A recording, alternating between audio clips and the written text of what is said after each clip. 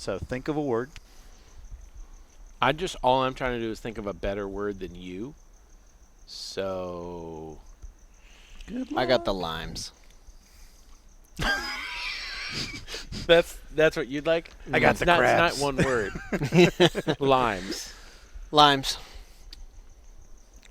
You're terrible at this. I am. Pulp Kutcher. What's the name of that restaurant we went to? Gyugaku. What is it? G-Y-U. Right. Gyugaku. Gyukaku. Bless There you you. go. That's mine. Gyukaku. Bless you. How was dinner with drivers? Gyukaku. You want to set it up, Sean? No, yes. You say Tanner. something. Good. You say something. All Sean. right, fine. All right. Rutledge Wood, Tanner Foust. If you could describe this pizza dinner in one word, what would it be? Gyukaku. Gesundheit. Hinta bintu wa. Don't worry. Zinza Binua. I also speak Cantonese. And now for Dinner with Racers, presented by Continental Tire. with your hosts, Ryan Eversley and Sean Heckman. Placeholder radio sound. I'm a driver. I'm very angry. This is the sound of a driver on the radio during a race. What do you think I should order?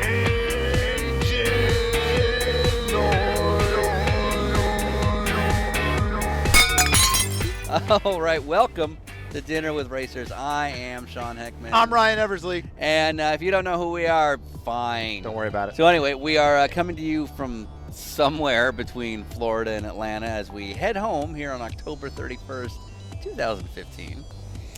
We have been traveling around the country in what car, Ryan? My Acura MDX. What tires? We are on Continental Tires. Lovely. And anyway, so we met up with a handful of people in racing that we thought were interesting, drove around the country to meet up with them, and we took them all to dinner. So no agenda. We didn't have a structure. A lot of them we didn't even know. But it seemed like a good idea at the time. Wrong. So Wrong. how many miles? 8,000 miles. Nice. How many states? 20, which is 19 too many. And it took us about 30 days to do this, to have 27 meals, all so that you, the listener, could turn around and tell us everything that we did wrong. So, next up, Rutledge Wood and Tanner Foust, hosts of American Top Gear on History. And Rutledge also being an Atlanta guy, I've known him for a couple of years. We have a really cool backstory on how we know each other, which is included. And Tanner brought us cocktails. So we're skipping around a little bit. Rutledge we actually met up with in Southern California, in a city just north of Los Angeles. And Rutledge we'd kind of been playing phone tag with for a few days because he didn't know what his schedule was going to be because they're shooting Top Gear right now, and so every day was kind of a moving target. But right as we're about to leave, Ryan gets a phone call. Yeah, Rutledge and I are buddies, and he was doing us a huge favor by giving us some time while they're shooting. And because he's on set, he goes, hey, can Tanner Foust come with me? And now this is Tanner Foust, who's known for drifting, recently moved to the X Games, is driving in GRC, factory Volkswagen driver at Andretti Autosport, in addition to hosting Top Gear. And of course, we were like, well, I guess. Hey, man. Sure, fine. Anyway, so turns out to have been one of the best times we could have had. These guys were awesome to hang out with. We cover a ton of subjects. We get into how they met. It's amazing. If there's one thing you should Google and know about before you listen to this, it is the celebrity Dom DeLuise. Very important to the interview. Dom DeLuise. Google search. We learn about how Ryan first met Rutledge years ago. And isn't this when a rat ran by us? Yeah. At Yep. the hotel? So we met up at a hotel that we're not going to give out for their sake. But we brought over some pizza, never ate it, and I had a chicken sandwich. And Tanner brought us cocktails. Tanner did, and he was very proud of bringing us limes. Yeah. So, on Enjoy. we go. So, thanks to Continental Tires for making this possible. All right, we're going to start in 5, 4, 3, 2. You're the best. Thanks, man. Oh, yeah, that's proper to that. You're so sweet. Yeah, I'm telling you. Where'd we go? Is this Crown? Bullet? Where'd you go? They didn't have Bullet. They didn't have Crowns. It's Makers. Oh, great. Even better. Hey, thanks, biatch. We cooked things on our table at dinner. Sean, can you toast with Snapple? I know. I got no problems if you know. Hey, here's to fun times with friends, making new friends. Pasadena style. There we go. Pasadena, where you Recording it at? all. That's what- All right, put the f***ing headsets on. Okay, great. Let's make some magic. I'm sorry, you guys. He's good at drinking and talking without being vulgar. I am not, so. No, there's. That's fine. Yeah. Well, I guarantee there's been worse already. Some Sennheisers. I know that's what a lot of our. Yeah, when people look at me, they think that guy's professional. All right, let's break. There we go. Yeah. Should I be hearing stuff in both ears? No. I wouldn't know. We're not that professional yet. Can you hear me? Can you hear me now? Am I in your head now? This is what it's like in rally racing. It's just you hear every breath. I did a ride and drive once with Ariel Adams. Yeah. And I shouldn't have because it was like the scariest thing I've ever done. In an aerial? In the passenger seat. Oh shit. It's with the official school that did it out in Texas at Crescent Motorsports Ranch, which is like no walls but nothing to really stop you from just going off for miles. And we get there, and it was totally sold to us that, like, you know, you're going to be driving a lead follow car all day. And then we get there, and they're like, yeah, just hop in the passenger seat, and you're going to get like $200. And you're like, Sold to you. That's when the ride and drives are good, when they have to pitch the job to the Right. people that are getting paid. How do I turn it down just a little bit? Oh, yours is too loud? Are you too loud? It's my own voice is just really loud in my ears. Little lower. How little am I? lower, little Do I lower. sound okay? That's sound good. great. Good. You good? Thank I you. feel like I always have to shout. no, you won't. Okay. Yeah. Yeah. You have fancy headphones. My first ride and drive was like that. Yeah. Was for the Viper. It was Viper Challenge Day or something like that. Yeah. So, you know, there's the Viper Racing Series that was at Gateway International Raceway. It's like St. Louis. Yeah. The next weekend. So this was the Viper Invitational, where everybody's supposed to bring their street cars out. You get a Skip Barber guy in there with some khaki shorts. Right. And The radio. a white polo. All right. And they climb into the car, and then you do some laps around in the passenger seat and do hand signals and stuff like that. Yeah. But because there was the race the next weekend, all the racers came out for the free test day, basically. Yeah. Guys with 1,300 horsepower drag racing cars would show up, and they're in seats. They've got full suits on, and you, like, burn yourself on this exposed exhaust pipe climbing in, and then you're like, okay, go, and they get on the straightaway in these soft sidewall tires. I'm enjoying your story. And the anyway, it was treacherous. We had one instructor go in the wall hard enough that it rode off the sixth Viper ever made, Good. and Skippy actually had to go buy him a new one because the instructor was driving. Oh. A 15-year-old kid was driving the 15-year-olds around as a passenger. We almost had that happen the other day. Yeah. With a 12-year-old. Yeah. Will that be Minus on the crash season 3 and the or- actual car being there and the actual kid being there, but it was close. Sometimes to get the cars we get on Top Gear, you have to go through some kind of interesting hoops. If there's not like a press car, and someone with a very nice high-end car said like, oh yeah, you can totally do it. I just need you to do like a webisode featuring my 12-year-old Right. on a racetrack Right. in this $200,000 car. And sometimes you hear things, and the moment it comes out, you think, this is a terrible idea. We should not be a part of this. And Right. so you're like, no, but we need the car, right? So we go, okay, how could we do this? We start thinking about it, and then every 5 minutes, you're like, a 12-year-old. A 12-year-old in a $200,000 supercar, this doesn't seem like a good idea. And so then you're like, all right. Or an We'll call amazing idea. We'll call the track and tell them to tell us no. Yeah, we can't do it. When Yeah. we ask this question. Right. That didn't work. That didn't work. No, it was still going to happen. Then we're like, the insurance will shoot this down. Nope. For once, insurance is like, oh, that's fine. We don't care. That's fine. Yeah. And then finally, we're like, guys, seriously, none of us are going to do it. The three of us won't do it. And they're like, oh, okay, well, that's cool. We actually have the same car from another guy, just without the kid. And you're like, Why didn't we? It's, you know what? It's tough because you see both sides of that, right? If you were the dad and there was somebody knocking on your door and you're a business guy and, okay, you know, they want something you have, and then you have the opportunity to set your kid up with a something that may help, Mhm. you know, in his dream, Right. you get it. But on the other hand, you just don't want to be that Like he's guy 12. wadding the Yeah. Viper up into the wall with the you know, the do kid. you in ever the do like passenger a fancy intro for this? Are you gonna make when we this finish it? I we'll think, know. I think this I is our just, Ryan show. and Sean. I just walked up with a tray of drinks. What do you want? And then we hit go. We hit the button. Yeah, but I mean, isn't That's that your the intro? favorite thing. Oh, can I have some limes? No, that was the intro. I'm so sorry. I'm sorry. Ryan said we know who runs. We know I who's was like, the boss. I guess it's your show. Yeah. Jeez. I said I'm kind paying of need for some dinner. limes. Yeah. Is this one of those things where because we're here, he's being really nice, but if we weren't, he'd be like, Yeah. "Where are the limes? Yeah. Give me a lime." What kind of places? That's it. I'm Yeah. out of here. He's like throwing glasses on the ground. Fireplace isn't lit. Total Yeah. diva. Just pulls Yeah. out a gun, starts shooting in the air. Yeah. What are these I can see LED that. lights? Oh my god. I like this. This lighting is nice. Yeah. I feel like. Did you ever see the show Parenthood? No. Oh gosh. A show or? Reason number one, you're single. You didn't watch Parenthood. Wow, we're going there. Okay. Yeah. I'm just gonna tell you right now. Welcome to my world. Oh yeah, I give it this guy all the time. Yeah, you know what I need is I need 6 kids. Is that how many you have?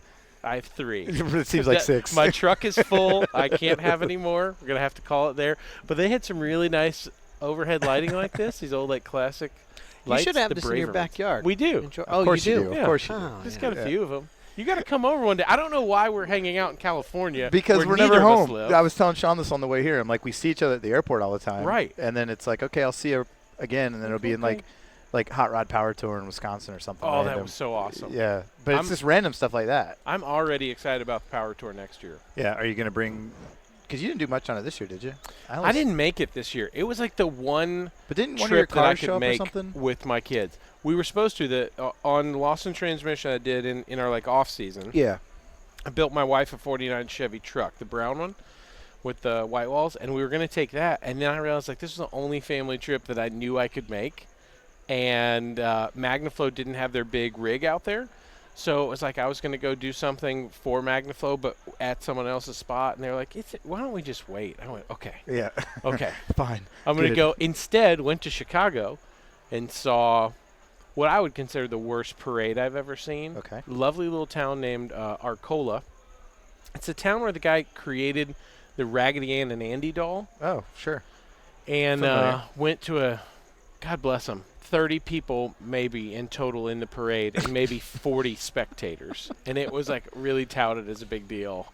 Wow. That was the kind of stuff that I got to see since I didn't go on the Power Tour. Nice. But the because you weird guys part went on is- like a family vacation, right? I remember seeing the pictures. And we yeah. passed the entire Power Tour on the day when it That's was right. all that That's rain. right. I saw you tweet about that. Oh, that was Yeah. the worst, Yeah. man. Watching these old dudes in like a 32 Ford with maybe some Rain-X Right. and a heavy prayer. Right. That was brutal. Did Emily Williams ever reach out to you? Yes. Yeah. Okay. I'm going to see her in Texas in a few Oh, weeks. awesome. She sure seems delightful. She's kick-ass. Yeah, absolutely. and she's in with the Roadkill dudes. She likes them a lot. Right, and what's funny, what made me think of that was she was telling me a story because I got paired up with her for a day and we kind of just drove her car around. Yeah. And she was telling me how the day before, because there's so much camaraderie on that tour, as you've seen, where like if a car breaks down, there's like 12 more people pull over to help, no matter what it is.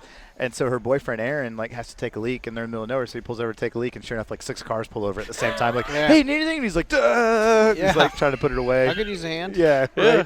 right. If you shake it more than once, you're playing with it. Yeah, That's you got right. any hand warmers? Have you? That's what that's what I wanted you to take your old Scion drift car if we ever find it. Tanner has a TRD truck motor powered Scion TC that Papadakis Racing converted rear wheel drive. It was his drift car. Right. If you ever saw that Mulholland Drive, I'm going to brag on you. If you weren't sure, that's what this You're is. bragging on the car, but that's okay. It's Well, I didn't drive it. the car is awesome. The car is It awesome. is such a badass car. You've got insane. You have a XP? I have an XV that Steph also built, just Okay, like yeah, yeah. Tanner's car, and mine has a 2JZ Super Swap Right. converted to rear wheel drive that my friend Johan built, and Yo used to take it on what's that, Gumball? And Yeah, stuff? he took it on Gumball. Gumball and did Yeah. Bull Run, I think. Yeah, it was And either, I think he it was basically Gumball, yeah. got as close to losing his license forever as he could, Right. and then parked it. And a year later, we used it on Top Gear. Tanner found out that I picked it, and he was like, "I'll take that. Thank Right, you." right. So instead, they're like, "Yeah." So Tanner decided to take that car that you lined up. We'll wrap it like a taxi, and he obviously did it much better justice than I ever Sure. could.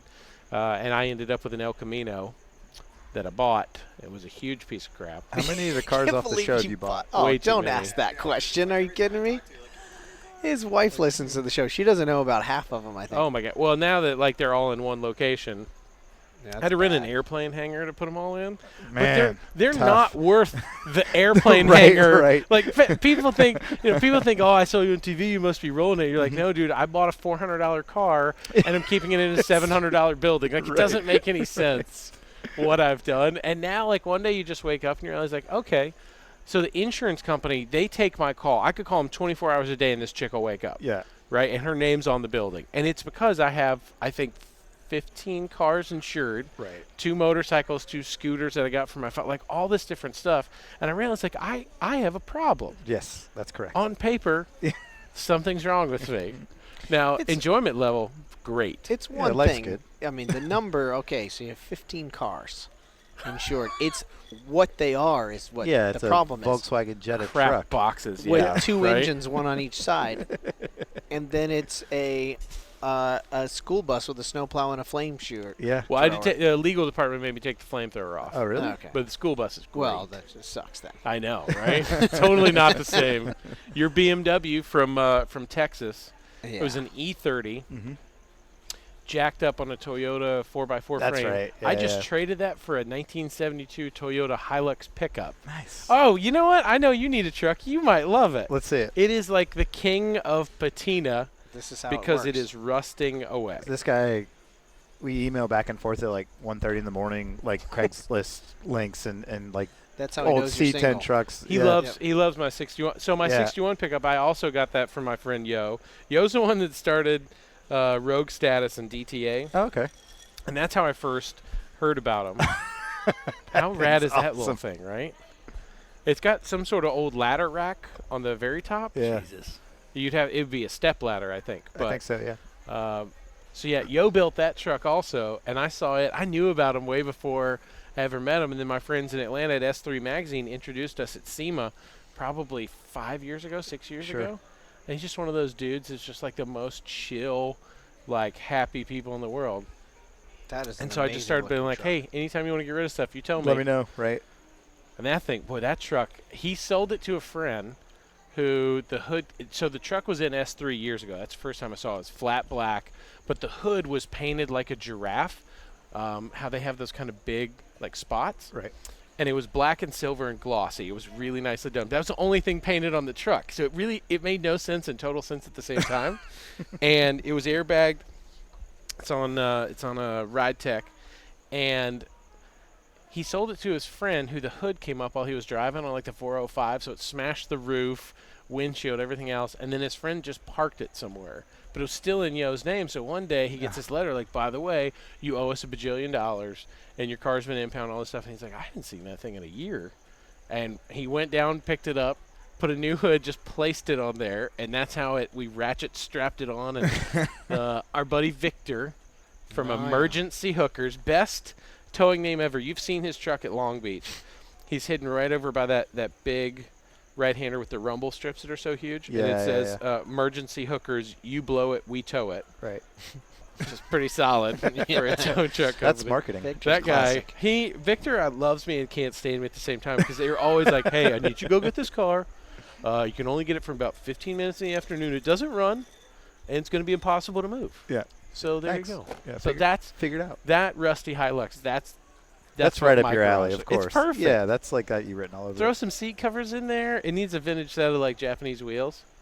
Of course it does. You'd be just killing it Maybe on put the some streets. like lattice style BBSs on it or Yes. something. Yeah, exactly. Some old Yeah. Inkies or Yeah. Inkai, I think is the correct Are you going to pronunciation. take the ones off of a car that I'm working on the show? Yeah, we're Yeah, my see- problem is see, I like that's how it cars so is. much I can't stop. And that's like you'll see. I'll keep sending you Holy links for trucks. Is that a rat? Did anyone see that? I Yeah. saw that.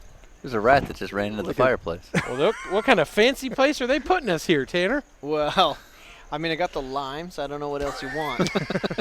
So, You were supposed to get the rat a drink. Yeah. Wow. Apparently, I'm glad you saw that. Yeah, we have pizza. apparently so. We're building one of the shows that we're working on, and it'll come out. So we started shooting Top Gear again like 3 weeks ago, and people thought we were canceled because Adam got hurt and couldn't drive for like 8 months. So I started shooting the other show, and people like the internet sucks, as you know. How did he get hurt? Like show related or? So he got hurt at a show, not on the show. Okay. Tanner and I were both we were driving new trucks, and we were both on the phone, And all of a sudden, we realized that Adam is missing. And Tanner's like, hey, did you see where Adam went? I was like, no, but his car's gone. We start looking around, and everyone's just standing there. So finally, we're like, hey, guys, where's Adam at? Oh, he's on his way to the hospital. We think he broke his collarbone. And we're like, what? So I guess we're done here. So that's the day. I'll change my flight. Went home, came back a few weeks later. And I will say this. We've never said what happened. Right. He says it in the show. He says about 6 different things that it could be, and it's one of them. Okay. But it's the most ludicrous thing I've ever seen. And it should the never have byproduct happened. is we had, oh my gosh, Gilbert. It was Lance Gilbert, who's a famous stunt coordinator. His dad, who did Blues Brothers. He stunt coordinated Blues Brothers. He did Butch Cassidy. Oh, wow. Super legend Yeah. in the stunt world. Actually, right around here in Santa Clarita, this is like Stunt Valley, Okay. right here where all the stuntmen live. And so he came in one of the shows and was the Oh, old that's guy right. driving for Adam. So the thing was, Adam got hurt and he couldn't do the driving, so we got the stunt guy to do it. And he'd been coordinating for 50 years. He hadn't really he been was doing in like stunt Butch driving. Cassidy and the Sundance Kid, Yeah, right? yeah. Riding a horse off the Yes, Oh, he'd nice. done so Dude, much. it's The guy was a amazing. legend, really. He was 1,000 years old. Adam had to strap himself in with this. You remember, just once he got a hold of the Corvette, remember? What'd they call it? What was his name? The stunt guy. His last name was Gilbert. I'm trying to remember because Adam's just shouting his name with his thick New York accent the whole time. Oh, my gosh. And he wrecked that vet He 5 did. minutes in. Oh, yeah. Wheel tires completely off the rim. Only half as much as Adam would have. Right, I was gonna say it Yeah. actually wasn't any worse than Sure. Adam. You just give him enough time, he can kill anything. But it was But we had God, that it guy was on, like, amazing. so there were a couple shows where Adam Right. mysteriously just couldn't drive because he had a bone poking dude, out it of his was the shoulder. gnarliest looking Right. thing. Like it just all of a sudden just burp, here's this. So That's he gotta had to make like it in, yeah. he had to wait for the swelling to go down. Then try to figure out could he not do surgery, and so he tried all these different things, and they're like, nope, that's just your arm's just going to dangle around Right, forever. right. So he had to have his rotator cuff and something else fixed. So he couldn't drive for like 8 months. Yeah. And so since the internet knows everything, everyone's like, oh, it sucks your show got canceled. We talked about that. Yeah. Yeah. And you're like, wait, it's not canceled. We can't shoot. Mom, I can't move his arm.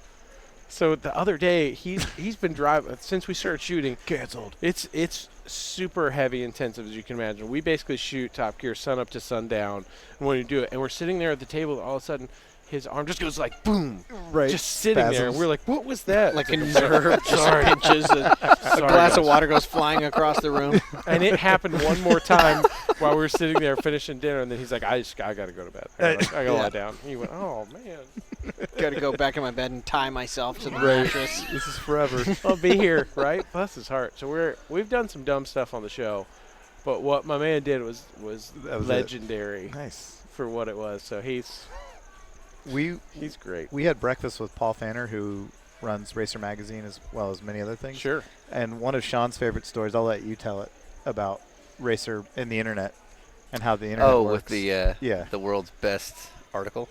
So just to sort of put this in perspective, so Racer Magazine puts out an article in June, Yeah, July, June, July, yeah. announcing that the end of year IndyCar banquet is going to be in San Francisco. Pretty mundane, 4 paragraphs, really nothing else to Yeah. tell. First forum Comment. post, it's Yeah. just like typical IndyCar.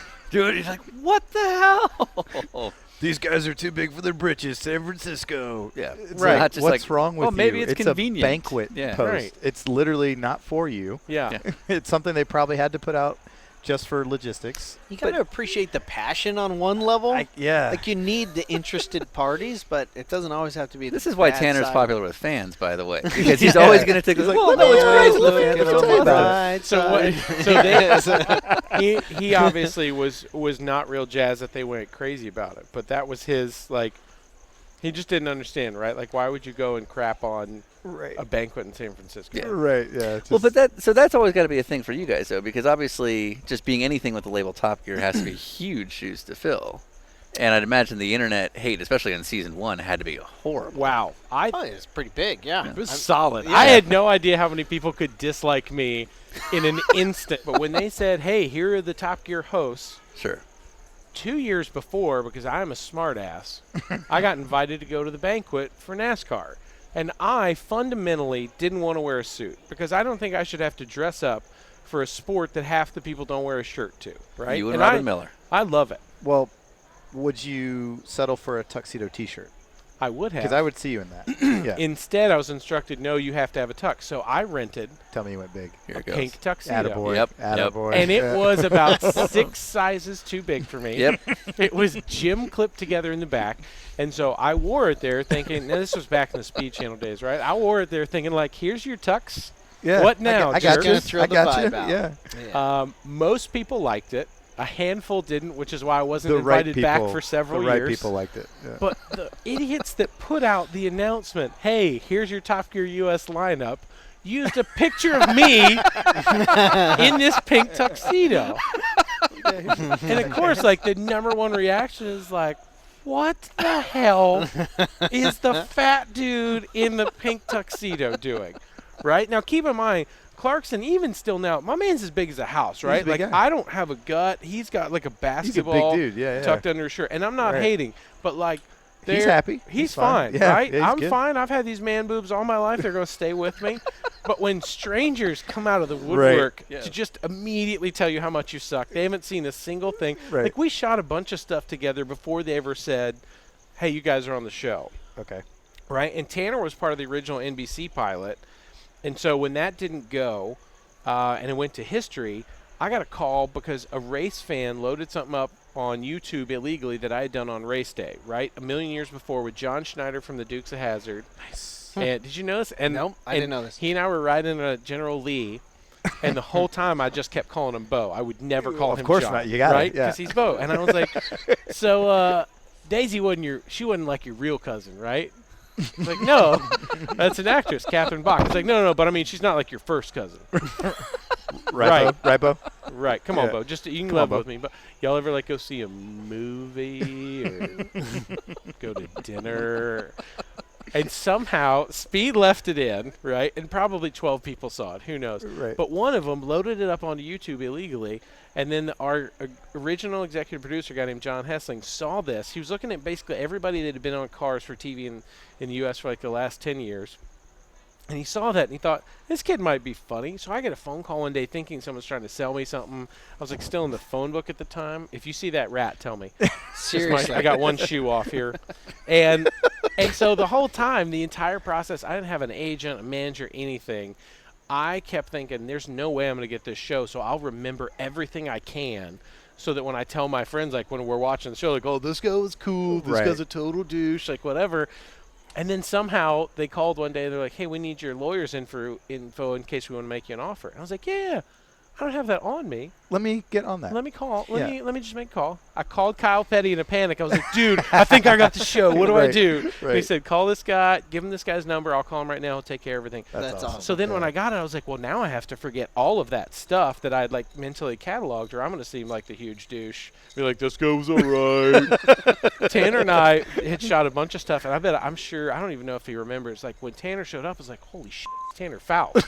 Like this is being a huge, like I've always loved drifting, right? Because I was always into import cars. So like from your like Toyota Corolla GTS Hachiroku initial D days, like I was in. Right. So I remember the first time that like D1 was here and the Drift Alliance and everything, and this rad little dude named Tanner starts kicking everyone's ass. And so, because I knew like Steph when he was racing import drags and everything else. Yep. So when Tanner's there, I was like, oh, you guys, that's Tanner Foust. This is awesome. Hey, how you doing? What's up, dude? Hey, I'm Play cool. Rutledge. Play And he's cool. like, what is it? You're very handsy. I remember that. Just So like, nothing hey, has changed. hey, man. Nothing has changed. then. your face. And like there was a couple other guys there, and I'm sure I was just super fanning out, right? And they were all like, well, this guy's not going to make it. It was fun to see you, buddy. Let him have his moment. And then they start asking me questions, and people are like, why does he know this stuff? Like, what a dork. No one knows this No stuff. one knows this stuff. It's so you didn't know Messick No. before that. I don't know Okay. anybody. Okay, because Messick was the other executive producer. Scott Messick, great guy. He was great, and he was really the one that kind of had the vision for the show not being like the British show, Right. Just kind of branching off a little bit. And he told me during the shooting, I was like, "Oh, how do you know Rutledge?" And he's like, "Oh, I know Rutledge. His dad has cooked for this some event or something like that, and he told me his name, and it was, it's him. That guy. Who is that from Cannonball Run? Are you saying Dom DeLuise? Yes, Yeah. he told me that Tom DeLuise was your Dom, dad. with the Dom. D. Sorry, yes. Anything after 97, I don't remember. Foggy. Yeah. Foggy. Just take When that. Tanner and started driving, he stopped listening. It's true. It's actually more like 92. Tom DeLuise is your dad. Thank you. Thank you. But Dom, Hugely disparaging right out the gate. Right? Like, oh, you dad, I the mean, morbidly obese chef. Yeah, it's that guy's son. I was dad, like, sure, oh, okay. I can see it. In the beard. It was in the beard. And- Come Yeah, on. I saved. believe I like saved. 3 months in, you brought that up. I did. And you were like, what the F are you talking about? Why do you think I'm Dom? And I was like, no, DeLuise? seriously, like, all does adds up. your dad still live in L.A.? Or, like, what's the, does he still know Burt Reynolds? And you're like, what are you talking about? My dad's, like, lives in Georgia. Yeah. It's just Bill. He's Just Bill. Bill and Claudia at the house. I believed him, and it did. It took a long time. I haven't told anybody that story, really. I don't I'm think. glad. Yeah. I am glad. I can't Well, believe like, you really thought it was. Tens of 20s of people will Yeah. hear this. There's Yes. a few dozen Yeah. people who So know that story. when we were trying out, one of the things we did, they rented some parking lot at some sort of Japanese church in LA that has this huge parking lot. And we're out there. You know what? And I've shot movies in that parking Have lot you? for years. Hilarious. They make tons of money selling their parking lot. It's just gigantic and flat, and there's no curbs, right? And there's maybe one light pole in the whole thing. Yeah, it's right behind the Costco. It's like you go around the mall, and Right. then there's a little church and a giant parking lot. Huge. Yeah. It's got to be 1,000 parking spots for a church that would hold 12 people. Yeah, yeah. It's like that. And I had stalked Guy Fieri at a race in Sonoma 2 years before or something, right? And he knew me from Speed. And your dad. And being we Dom and my DeLuise. dad being Dom DeLuise, Yes. obviously the cooking connection. Right. Yep. Right. We became buddies, and I was texting him and said, hey, I know you're not like a Southern California guy, but I'm gonna be in LA in these days. You're gonna be around. He's like, oh yeah, I'm doing the Tonight Show. And so that day I was texting him like, oh, well, here's where we're gonna be. He said, yeah, I'm 2 minutes away doing Leno. I'll just come by. So here, like my, like total, like marketing guru, my hero, my mentor is like, I'm going to knock out the Today Show, and then I'll just drop by at the show you're auditioning. Sure. So here's this random kid again from Atlanta who snuck his way into NASCAR on TV, and they're like, hey, that's that dude from Diners, Drive-Ins, and Dives. Why is he here? I was like, oh, that's my friend. And we put him in a car, and Tanner's like flinging around. At one point, Tanner's like, go sit on that couch, and then I'll do figure eights around you. And luckily, someone else brighter than me was like, that's a bad idea. Think about this. We should not kill you before the show starts. Let's That wait. was a pretty good idea. It was great. Guy loved it. But those are those moments that I sat there and looked at later and went, I think the only reason I got the show is I made John Schneider sound like a perv, and Guy Fieri showed up when I was trying out for the show. Like, this is fantastic. Oh, and Dom DeLuise is your Yeah, dad. And my you dad. had Yeah, there's dad a throwback connections. there. Yeah. I think he's dead. You're like by a the way. legacy. Dom, not my dad. My dad's fine, but Dom, I think, is, Yeah. Hey, rest in peace. I think it was his heart. Was it a lovely funeral? I'm sure the services It was were. really nice. It was nice. We had corn dogs. Good. Cotton candy. I mean, Yeah. that was. Was that there was any It's resentment on tough that? to. Was there any resentment like, oh, of course, Dom DeLuise's kid is here? So, like, was there any of that? Yeah, No, you earned it was, this. It was like I kind of got it because he was super funny, and Dom was. Yes. Right. I was like, so no wonder. Okay, you grew up in that environment. That's why you're funny, and You're it's, around you know, cameras all the time. It all sort of it made sense. I wonder, what did you think? What did you think of me when we met? Did that even like register? Or you're just like, there's this guy. Maybe you can cook well. I with the thought squirrel you in his probably a face. pretty decent cook. And that, I mean, you had cooking friends showing up from the Tonight Yes, Show. yeah. I mean, exactly. Basically, He's like, everything. if he makes it, we're gonna eat well. Right. Yeah. Everything the internet said about me, you thought the same thing. Okay, so some of the first days, right, in that church parking lot, we had a Mitsubishi Evo. And we were sliding around out there. I do remember the first time you drove it, you had an arm arm holding the driver door out of the thing, and your arm went like the ground, yeah. pretty far down. There, you were hanging. Felt on like I the was door. dragging my knuckles. Right. Yeah, it's like some turns it was here, some it was on the roof. So there was that. But I think I still had my STI at the time, yes, you and did. I was real man. That was a fun time in my life. I bet. 04 STI. just, you see why people love those cars so much. So when someone gives you an empty parking lot, like, yeah, I'll Yeah, eat you these never get tires that. up. Yeah, you never get that. Let her opportunity. rip. But it was just so.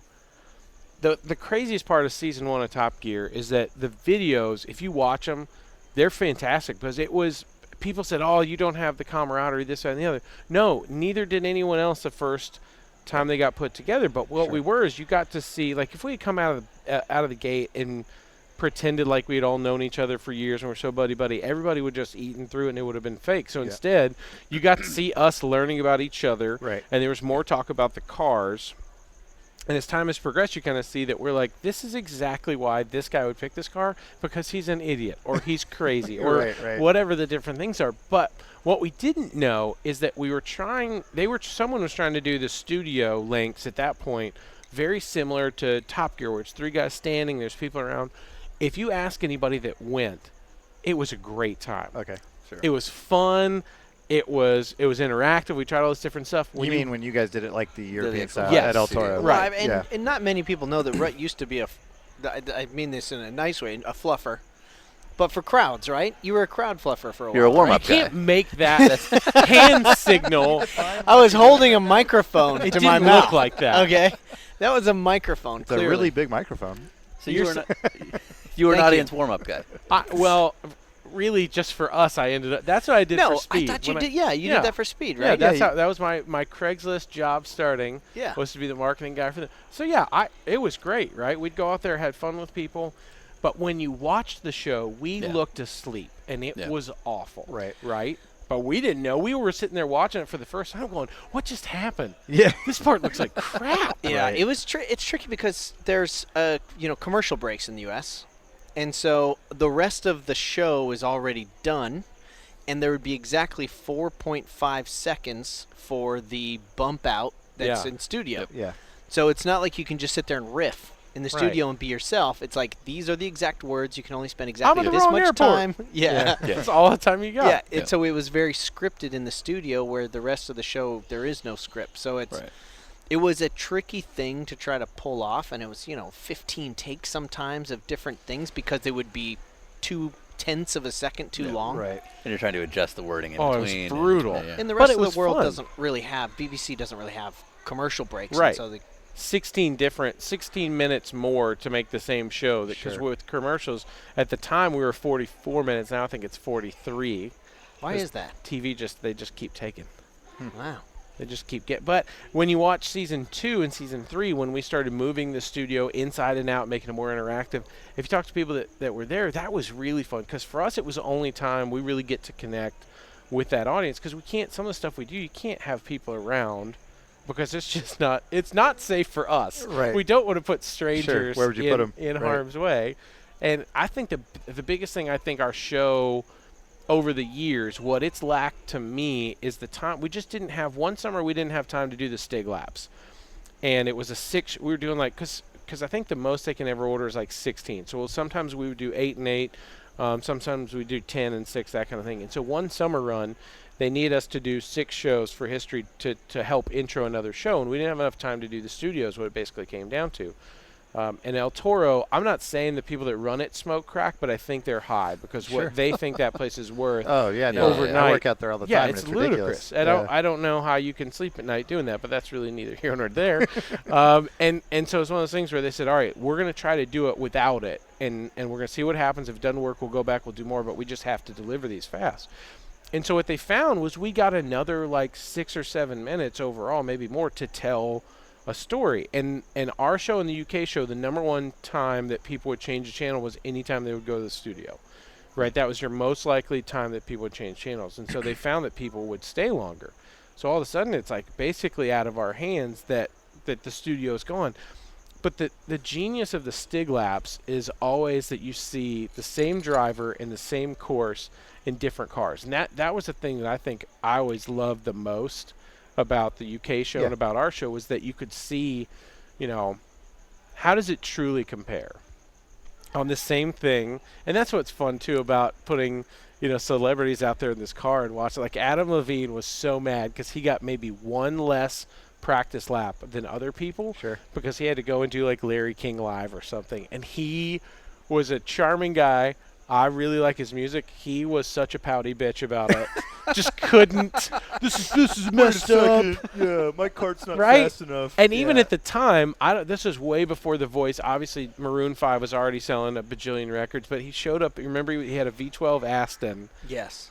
And I remember. And my man looked like, of course, at the time, it's still dressed in that same way. He looked like he should be on the cover of any, like, magazine. Right. He didn't look like a dude that should drive an Aston because he had no idea what he was doing. Sure. And so even that time in that little Suzuki or whatever we had, he loved it. And when you can see people light up that much for giving him this seemingly Rental car. underpowered. Yeah, it's a rental car with Yeah. a roll cage. You're right. That was just so much fun to do. And we got to – that was cool because, like, we did, I think, 2 different times Make-A-Wish came out.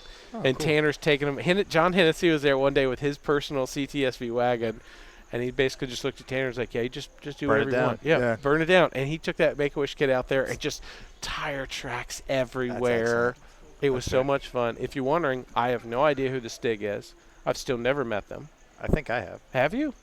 You might have. Today? No. No? Was it me? I thought so. I don't think it was Well, me. you're my stick. Thank you. Yeah, buddy. I'm Stig's fat American cousin. That's Man a move new Stig. bumper sticker. I haven't seen that one yet. I'm You're my fairly Stig. certain You're my stick. Tanner knows, but Yeah. he's really good at keeping a secret. But one day, me and Adam were really mad, and we're like, we're grown-ass men. We should know. And they said, all right, you can meet him. You know what? I don't want to know. Yeah, Now no, that I'm I good. can, I'm good. that's fine. I Yeah. just want to make sure I we're just all on want the to. same I page. just want to whine about it a little bit. Yeah, I want to have the option. Yeah. I want to have the option. But yeah, I like that spending time with somebody like Tanner and you and Andy Lally, and I realize so many. And now I'm like a make believe race car driver, right? From my Toyota Pro Celebrity race time, but I realize that so many of you guys are cut from the same cloth, Yeah, it's pretty similar when you get out there and start talking to people. and it's just Yeah. it could be a rental car, a '72 Local go-kart track. Plymouth Scamp local go-kart track. There's one mode, and it's I'm going to be faster I than got to you. beat the other guy. Yeah, exactly. It's not. We can have a great time. We can go to dinner later, but on this track, I don't know you. Right. I don't like you. I don't like you. And I'm faster than you. It's been really fun to see that. You guys want pizza, by the way? Oh, do you want some? No, I'm This good. is yours. No. It's, We went to It's it. hours. It's hours. You're Yeah, sweet. yeah. We went to a. I convinced Tanner we needed to go to a Japanese barbecue place. That was delicious. Is it the one that? Gyukaku. Yes. Is that how you pronounce it? Yes. That was Yukaku. amazing. It was amazing. Yeah, it we was don't good. have that I stuff don't in think I've Atlanta. ever seen you react so quickly. Oh my to gosh. that shit. It was Yeah. amazing. Yeah. We were I- just talking about that. Yeah, That's he was funny. telling Yeah, me it's it's like awesome. a local LA chain. It's like delicious. fantastic. Yeah. I think technically we fibbed because I don't think either of us followed them on Instagram. Wait, you didn't follow? Did you? You got no. Did they recognize I thought you were going to. No. They said because it was happy hour. They said, "Oh, if you'll follow us on Instagram, you Free get free edamame." Yeah. Oh, Totally forgot. Ate the crap out of that animal. Really good. Yeah. That place. delicious. We don't have stuff like that in No, that Atlanta. place is awesome. Yeah, Yeah, no. And it was yeah, legendary. there's just one on Colorado Boulevard in Pasadena. well, now we have to go. Yeah, we're going. You have to. It's we have a little bit of history. Back when Tanner was a single man, I'm a pretty good. I don't want to brag. the best. Too late. Thank you. You're the best wingman you. ever. Thank you. Because my beautiful, sweet wife loves me so much, we've been together 13 years, married 13 and a half, married 12 years. I don't mind making a fool of myself for the benefit of someone Sure, else. agreed. Got no Yeah. qualms about it. Plenty of evidence. So, yeah, right? Just look online. So I don't mind going into a place and be like, oh, wow, look at this table. Looks nice. Oh, my gosh, is that Tanner Foust? Is that 2 times X Games gold medalist, 2-time Formula Drift champion? 4? I'm so sorry. How dare I? And it's like this is like a bad romantic comedy. right. We have had so much fun with that over the years. It's not near as much fun. Now he's got a girlfriend. It's just like, oh, I just sit there quietly in the corner Just most of the quiet. time. Yeah, and So Thinking about what it anyway, could it was been. never Whose about pizza is that? yeah, Yeah. right. It was never about the of anything actually materializing. It was just really fun Just to get to it go going. out there and be an idiot, and then watch Tanner just be himself. Right. Because that Nomex cologne thing, it's so real. It is Nomex so real. I've never What's heard that. what's the worst you struck out? Ooh.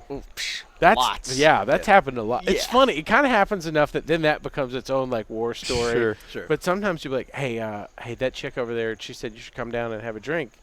She She didn't- did not say that. She didn't. She didn't see him. She did not. And Tanner will kind of go over and be like, oh, what's up? Hey. 30 seconds later, he's like, "Who did this?" Yeah. I want to name. Who did? Was it you or you? Adam, was it you? And Adam just sitting there smiling. Some of our favorite times, I think, is playing craps. Okay, Adam may have been a lot of things in previous lives. He may or may not have been in jail before. He certainly seems like he could have been. Right. But we were on the craps table 2 nights ago, and his pupils dilated. Right. He's like, "Throw the bone, take me to the candy store," and he's like Yeah, just he throwing knows all these dice things to everywhere. say, Oh yeah, yeah. I had no idea, man. He's a whole different person. I didn't Yeah, know there's it was like a thing. snap hand signals and crazy things going on, and it's like He's got codes for everything. Yeah, No one yeah. knows what they mean. Yeah, he Yeah. starts off like suggesting where to put bets, and then he's just taking your money and putting it places, and yeah, I've seen that before. I know some people in Vegas that were like hardcore gamblers in the past. Adam has a little bit of that. Oh in yeah. there. Oh yeah. Yeah. He may. He's he may- always got a guy. Adam may not be his name. He does seem like that. He might have a different name. He might be like Carlos, He could be a Carlos. Luigi. We Yep. have no idea. Yeah, it's weird that we don't shoot in Lancaster, or there's some towns, some gambling He's towns. probably that not maybe- allowed in. Yeah, maybe Laughlin. We'd never go to Laughlin. You may have a history in Laughlin, Nevada. But you really wanted to go to Pahrump last week. After all the terrible stories came out, you're like, maybe Lamar Odom's like, maybe he's kind of got it. Maybe he knows what's up. We should check it out. I mean, you just go in. Now, this is like the It's stuff not that pace yourself. Tanner will bring That this up is at lunch. not He'd be like, true. maybe Lamar Odom's got it right, you I know? mean, he seems like he knows what he's doing. Right? Yeah. Get a bunch of herbal Viagra, show up, have fun for a few days, and then just disappear, man. Maybe Make we're a all weekend out of it. maybe we're all doing it wrong. And you're like, what? I He's would like, never say no, I just that. saw the news for 30 seconds. That's all I got, you guys. I just want to be relevant. Is there more shrimp? Yeah, is there Yeah. any more shrimp? Then I'm just disappear. There's a Spring Hill Raceway is there. That's why. I was Oh, wanting to go right, there. right. Yeah. Never heard of it. Duh. Do you remember the time we were shooting there and you were drinking till the sun came up Nope. with our director? Nope. Oh, I do. There was Yeah, a you were on wedding. a pool table singing into a pool cue, which was impressive. by the I way. had been This overserved. needs to be the show. Yeah. This I is the agree. show. But I don't. We started drinking in an RV once we were done shooting that day. It's when we were trying to drive from LA to Vegas and never touch pavement. And we finished up, and we were going to pick up the same spot the next day. But they for some reason had an RV for us on that trip, and so we stopped. It took like six stops till we finally found a bottle of Crown, Yeah. and then suddenly everyone's in, right? Yeah. Get 'em And on. someone else was driving, but we were in the back drinking. I tried to go to bed when we first got to the hotel, and something told me, like, you got to get back out there. Get back out there. That stuff's coming. Everybody's doing it. So I was like, all right. So I go back out, and we were at this tiny resort on the top of this mountain, It's right? like a couple got married. A couple had gotten married, and they're not like your average couple, and Go I on. hope they're listening. Go on. But moments in, they basically start offering everyone that we're with drugs. Oh, Yes. Okay. Which good. we're not that crowd, but that became like the best thing we'd ever Right, heard. Like, right. we're so much fun. Strangers who are Wanna- still in their tuxedo and their wedding dress are like, we should all go outside and get high. we need or to give them drugs. here's some pills. Yeah. And Tanner's like, keep me away from those two. Keep me away from those. I said, I got it. Give me a pool cue. And then suddenly, got He it. starts. I believe it he's- was Journey. Don't Stop Believing. That's how it started. That's what it was in my heart. Yeah. It was pretty. You know, I got a little karaoke It was background. amazing, and there are still videos floating around. I hope there's not. There are. There are a I lot hope of videos there's not. floating around. But somehow I called it quits shortly after the pool table singing number. Tanner got roped into with our director, who's this amazing guy from the UK named Rupert. Can you cuss on this? Anything you want. Okay, his favorite phrase is harden the F up. HTFU is on so many cases and boxes, and he will shout it. So, like, I imagine Tanner's probably like, all right, you guys, it's been great. It's You're 4. right. I'm going to go to bed. And he just starts saying, hold the fuck up. That's how it sounds. So, I'm not a good drinker. Tell me- 'cause walk me I don't through drink what a lot. happened. What's that? walk me through what happened. I can't go through every little thing, but Just there's that last hour. so Very hazy. somehow it's like 6 in the morning, and there's Somehow. 3 of us left. It's Rob, who's the audio guy, Oh, gosh. Audio Rob was amazing. and Rupert. That guy could pound him. He could, but he couldn't. Like he could, but then he started speaking Klingon or He was something. 4.5 feet tall. He had and the this, commitment level down. this He would dude drank. Rupert would be saying, "Oh, and then this happened, and this happened," and I'd say, "Oh yeah, no, that's great." And then Rob would be like, like just like that, actually. Like that was pretty dead on. Anyway, Rob slept on the couch in the lobby, Awesome. and then I made it to my room and slept for an hour and a half or What two. happened when the sun came up, though? That was the real icing on the cake. You 'Cause mean when we got back in the motorhome? Tanner could in public probably get arrested after 2 beers. 3, he shouldn't be in public, right? So this is hours and hours. I mean, 6 a.m., I assume you were drinking the whole time. Well, right when that happened, Rupert's like, "Okay, we'll call it a night. Just 2 shots of Sambuca, and we're out of here." And literally, yeah, that's how we finished. That was like Because he wanted to cheers to like a fallen he had a comrade. friend that had died, and that so you can't like back down on that. Right, So. so you got to take this awful shot. Yeah, and he's the director. He's gonna be like, "I'm not gonna be expected to work." The director's like super hammered. Except this dude can handle it. Rupert's He's the good to go. man. Right. Even he was pretty beat up in the morning, but I think we call took- time was like 8:30. yeah. So 2 hours of sleep. And We rode that motorhome up the hill. I was in the passenger seat, just breathing fresh air out of the window, like a well, I got some Labrador. great videos of that. Oh, really? Do you remember you saw it was a ski slope, but it was closed, and the sign says, whatever ski slope closed for the season, and there's Tanner reading it. He's like, "They're closed for the season," screaming it. He just can't comprehend. He's like, "What does that even mean? Closed for the season." Yeah. I still am confused by it. Like, why would you even put the sign up? Right. Where we stopped the day before, we do 1 shot, and they're like, "Okay, well, we're gonna have to stop because he's not making words. So let's just all have like a 2-hour break." No, well, it was a build project, right? So we had these 3 vehicles. We had to make them more fuel efficient. Aerodynamic, right. Yeah. So you chose aerodynamic. Adam chose to lighten his car up. I chose to take a nap. And so that's so in the show you're working away. Adam's working away. I've got a hat over my face and I'm sleeping In the RV. in the Jeep. No, I was in my Jeep. That's right. Yeah, which I ended up owning for like 4 years after that show. And later in the day, we finished shooting the show. But that's just, That was so much fun. I don't know how Dean Martin did that for so many years. Yeah. Right? Good analogy. Thank you. I don't know how Jesus turned all that water into wine. That Yeah. must have been exhausting. That must have been a Anyway, real that pizza looks great, though. So you got to see a lot of interesting things because you were like the infield go-to guy at NASCAR events. Right. What's give us a couple of NASCAR ridiculousness that you saw, whether it be a car on fire at Talladega, or I'm sure you saw a lot of boobs. Maybe not good ones. Yeah, ones you want to see necessarily. It's not. It's all quantity. Right. As it Quality should be. is not a drunk. When people are drunk in the infield at Talladega, in the 70s they would leave on Monday and just find 2 or 3 bodies. Right. Like people had just gone too partied far. so hard Yeah. they were Wow. just done. Right. So, and I still travel with NASCAR every week now for NBC, and it's so much fun because now these people, after all these years, really feel like they know me. So people will walk up and unload stories on me or tell me and show me things that people shouldn't tell or show you. Let alone you. Yeah, Let exactly. alone me. Yeah. I'm the wrong guy, Right. right? Well, now Like- legally you're a witness. yeah, exactly. I think the first time I really understood NASCAR fans and their dedication, it was probably, I'm going to guess it was 7 years ago. On Thursday, I had heard about these 2 guys who were trying to take a flagpole down of their favorite drivers. People always have these awesome flags. They were trying to take this flagpole down, and it hit a power line in the infield. Oof. I think is what happened. I don't think it was lightning. I think it was a power line, and they got electrocuted and killed. Oh, wow. Whoa.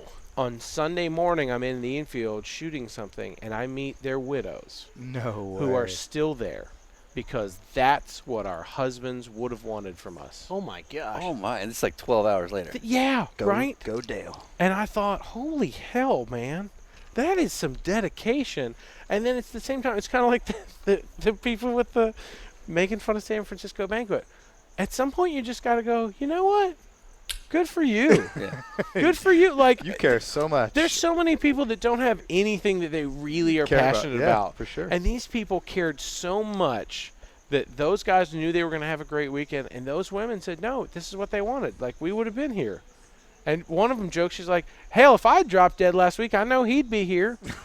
And you go, like, You got to kind of respect that a yeah. little bit. I get that some people think that's off, but, I mean, that is dedication right there, right? It's another world. And people always talk about NASCAR kind of ebb and flow, and that it's, there's fewer people in the stands and all this kind of stuff, and that it's I guess it's cyclical. But man, the loyalty for the core group is so deep and so rich. Like literally, if their driver changes sponsors, they're changing the detergent they buy. Yeah. Hell yeah, that they a are. minute. Yep. Like they'll throw everything Yep. away and go get new God stuff. damn. If I ever want to put a positive spin on anything in life, Call him I'm Dan. calling I'm this here. guy. Right here. Jesus Christ. So, Isis. go. You're 30 times the PR guy I've ever been. It's true though. Now let me ask this: why don't remind me why you won't go try NASCAR? Well, it's not that I won't. It's that the more you know about something, the more you realize you don't know. And I know enough about NASCAR to know that it's an uphill climb, and it would take a long time Yeah, Right. you got it. to get up to You speed. could do it. And Are you your teammates buddy- with Scott Speed? yeah, he's the one that will tell you it's an uphill climb. Yeah, but he was And- with a crappy team. It's not like Red Bull Right. was killing it anyway. Yeah, You I got mean, it. It's kind of a political scene there, also, I think, and there's a lot going on. So what It's- about your buddy Pastrana? What did you Yeah, tell him there you go. when he went to race over there? What'd you tell him? I mean, he didn't really ask. I had never driven it. He didn't really ask my advice. I just thought that there was a lot more going on than you see on TV, unlike Sure. in Days of Thunder. But Shift gears, right? yeah, I think I mean, like when they were in Talladega, it's you have to really resist the urge to get out front. Every open door in a lot of sports is something you should walk through, but Right. there it's basically tempts you to You can go from second to 32nd in about 12 seconds. Yeah, it's like, you get a little bit of momentum on the guy in front of you. Usually that's a good thing, but there you need to pump the brakes and stay in line, or you're going to get yourself stranded out there. I tell him all the time, I think Tanner would be great in he'd NASCAR be fine. because no one in GRC knows how to pass. Right. They just wreck into They each other, just right? wreck the Yeah. hell out of each other Yeah. every single lap. So It's I've trouble. said Tanner's the only guy out there that knows how to pass. Yeah, I watched his teammate basically he got fallen behind on one of the starts, and so he just didn't brake until he hit somebody, and then he got on the brakes. I think it was in New York, and I was like, wow. There's some demolition Huh. that goes on Okay. in GRC. I guess I could It's- figure that out. Right? Just I can hit, do that. turn. Mat it, Yeah. hold it. Right. Yeah. It's weird. fun to watch, It is though. pretty fun to watch because you don't have to pay for it or fix it. They're pretty strict in Europe. And I started in 2009 going into the European Rallycross, and I saw a video of Marcus Grönholm in Sweden, and that's when I was like, all right, I'll get out of drifting if I can get a full season doing this stuff. Sure. And thankfully, Rockstar is like one of those rare sponsors. They're like, we don't know what it is, but if you say it's cool, we'll do it. And We So- all need those. yeah. So went over there, and there are some guys that have been doing it for just 20 years. Isaacson is one of those. He's had a little bit of the slow card, I think, in the U.S., but he in Europe he won the championship 3 times, and he was a master. If he ever didn't win the start and he was behind somebody, he was a master at just slotting right in on the back bumper, right at the braking zone, and then just waiting till he felt the bumper before he went to the brakes. And it wasn't enough that the guy in front would like bump his neck back and Right. shoot off the outside. They would just go one car width wide, Sure. and then that was it. And he did that to me 5-6 times, and some of them I didn't even know until I watched a video later. Right. I just thought that I went too late to the brakes and there wasn't grip. And so there's some mastery there. In GRC, there's no mastery. It's just straight up demolition. Like, bam, you see your own car chunks fly over the hood. Then you're like, is it still working? And you just got to Right. keep going Right. if it Am I still works. moving? Was it LA when you were dragging the bumper for? You were sliding around this one big turn, big sweeper, and it looked like the whole rear clip was gone, but it was just your entire bumper, maybe part of the trunk. Did you ever notice stuff? I didn't like notice that. No, I saw later in the tape there that Pastrana had taken the the Joker lap, which is kind of a shortcut everybody gets to take once a race. It's just to kind of mix things up. And he just sort of went for it, and it was kind of a collision course, and luckily he didn't catch the rear wheel. He just caught the rear bumper. And so it ripped the bumper off. If he would have got the rear wheel, it would have been really bad. But Ryan and I were talking one day, are the GRC cars made of paper mache, or why They is just it they look like explode on impact? It's for ratings. yeah. You have buttons you can push to pop off different body panels. Yeah, as you like in should. the movies. As you should. Yeah. Yep. No, it's different in GRC because the tracks are tarmac. This is like nerdy, but it's because there's so much grip that when the cars hit, the force goes into the cars. When you're on the dirt, when the cars hit, the tires just slide. Yeah. So the European tracks are mostly slippery. The tires are bias ply tires, so they really don't have any grip anyway. So the cars are always bouncing off each other and sliding. In the U.S., when you hit somebody, you break something. I don't watch the series, and I don't mean that in a disrespectful way. I just honestly never catch it. And the only thing I really DVR is like F1. Yeah.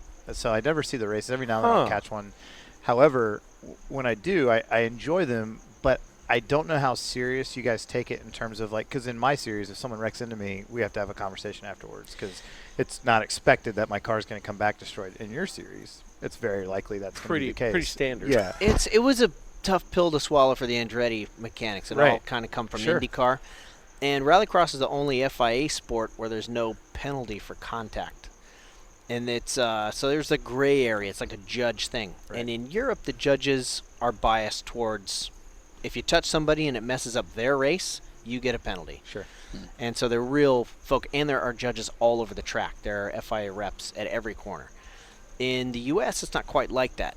The bias of the judging, I guess you could say, is more towards, I mean, if it's not a catastrophe and there's not a fire, then we'll just like let the show keep going. Right. And there aren't as many eyes on the track, really. So that's why people push the limits a little more in the States, and it's, you hope that it gets better. Right. Hopefully it makes a good show on the one hand, and it's costing people money. Yeah, very expensive, sure. But do you guys get out of the car or is it such an expected thing that you're probably going to get smashed up that when you get out you're like, or do you go over to, Ken Block and say, dude, stop? No, we talk about it a lot. Yeah, because it's a small paddock. I mean, there's only 12 of you guys out there. I asked that question because a couple weeks ago, Ken is so far ahead now than he used to be for years, right? And I love his Jim Conn videos. I think he's a great guy. But for the first couple years, it was not on that same level. And you saw him. He went out there. He did rally, did more and more stuff, and he got better and better. But he's one of those dudes that always lived checkers or wreckers, right? And in a glorious fashion. And when he showed up, I asked Tanner one time, I was like, why does his car look so different? And not trying to like put you on the spot or whatever, but there's like the way that some cars are built up and then other cars have to be built down. And he was in a car that was so superior, had to be built down. And you'd watch him, he would land flat 30 feet past the ramp when everybody else was still trying to like tiptoe, and I was like, my man just goes yard, and he was like, but then 6 laps later, that bitch is in pieces. Right, it's upside down. Yeah, because like whatever. And so I asked that same question. I was like, is Ken okay? Because I saw there was like a little bit of contact, and then somebody else stuffed Ken. Oh, he had like 2 or 3 weeks that were just brutal. He was on the roof in Barbados, right? Yeah. There's some drivers maybe that never did road racing, never had been door to door except in GRC. Right. And people that have done road racing before, especially people who paid for their own damage before, know when you turn into a corner and there's a car next to you, your apex is 1 car width and 1 inch wider. Right. Period. That's how you get through the corner and you race them into the next one. And hopefully you've got it worked out to where you're going to be on the inside of the next hairpin or whatever. Yeah. That doesn't exist in more than half the drivers at GRC. Sure. They see the apex. They hear from the spotter. They see in the peripheral vision there's a car next to them. That doesn't matter. Drive straight to the apex, get car your line. or not. And so that's in. Get in there. That's where the contact comes from, and that's it's a nature of the beast. And part of that is that the drivers really come from action sports. They don't come from motorsports. Right. Just a few of them come from motorsports. Did you see when they were racing at when they first started doing more stuff with GRC, they had to deal with SMI, and they were at New Hampshire. And it was after the nationwide race had gone on in the afternoon. They pull out all these ramps, and they had one ramp that you kind of slid over pit road, the pit wall. I know exactly where this is going. And I'm standing on the roof I'm up there with I'm on the roof of a trailer with Greg Biffle, Kyle Busch, I think Carl Edwards is up there, all these NASCAR guys. When you can get their attention, that was the first moment that I knew, like, all right, this is going to work. 'Cause half the crowd stayed because they said, hey, if you just stay for another hour, we'll set up the ramps and we'll get it going. And I was watching Pastrana, and Pastrana hit those ramps like he was on a dirt bike. Hit the way that if you watched him and watched every other guy out there, totally different. And I was asking Tanner, I was like, I could see the I could feel like I could see his axle. I could read the part number. Right. He was so high up when he would go off the ramp. He was like, I know. Yeah. I know. It was awesome, wasn't it? We were watching this. I'm not going to hit it like that. I want to keep going. But it was those moments where I knew. He flat landed that one time and broke the car in half. Yeah. Remember that? So it's like it was Those aren't words that I've ever used before. he was you from know? 13 feet to flat and broke the chassis in it. So there's a penalty sometimes, but Deegan, anytime there's a jump is awesome. Right. Pastrana, and those guys that came from two wheels, there's something, and I spent yesterday testing a Pro 2 truck at Lake Elsinore, and there's a feel that they have growing up that if you don't grow up, popping the nose off of jumps or knowing exactly how to leave the face of a jump, you're doing the mechanics of it, but you don't have the feel of it. Sure. The way that we used to test those jumps when GRC first came to the U.S. was we just stick Pastrana on it with a dirt bike, and he brought his dirt bike to every track. No. And he'd literally just look at it, and then and he'd already know what gear he was going to be in, how fast he was going to hit it, and then we'd follow him in a car right off his. He'd hit it once. Then you'd follow him, and you'd get a radar gun exactly on the car, what speed you were going, and then everybody was like, okay, it's 52 miles an hour. No way. And that was that. So crazy. That was the method at every track. And it just takes somebody with the feel just to look at it and go, okay. And then, but they don't know. Right. Yeah, exactly. Travis doesn't know. He's Wing not it. thinking, oh, that's about 52, They just. He's just like, it's going to feel like this. Yeah. It comes up to the ramp, and this feels, it's about right. And then just in the air, and it's perfect. Right. That's so hardcore, man. Yeah. I don't think you'd ever you'd be at like Road America and think like, let's send Josh out on a fixed gear and let's watch someone else take a turn. Well, I think it's like when you do drifting, you go to, let's say if you went to a new oval you haven't been to before, you're just going to calculate what you know.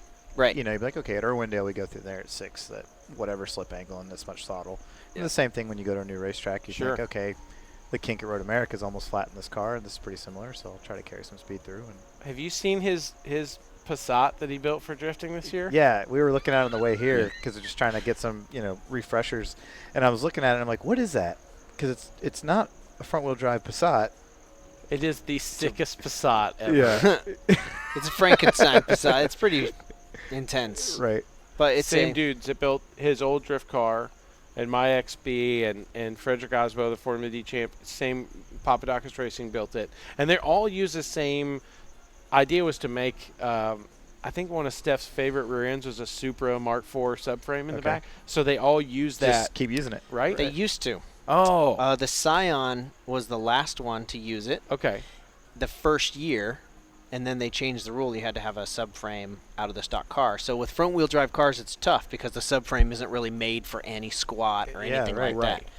So that one has a Scion rear, and this one has an actual Passat suspension, which isn't bad. I think the Passat's all-wheel drive somewhere, so it's a decent subframe. Yeah. How much power do those things make?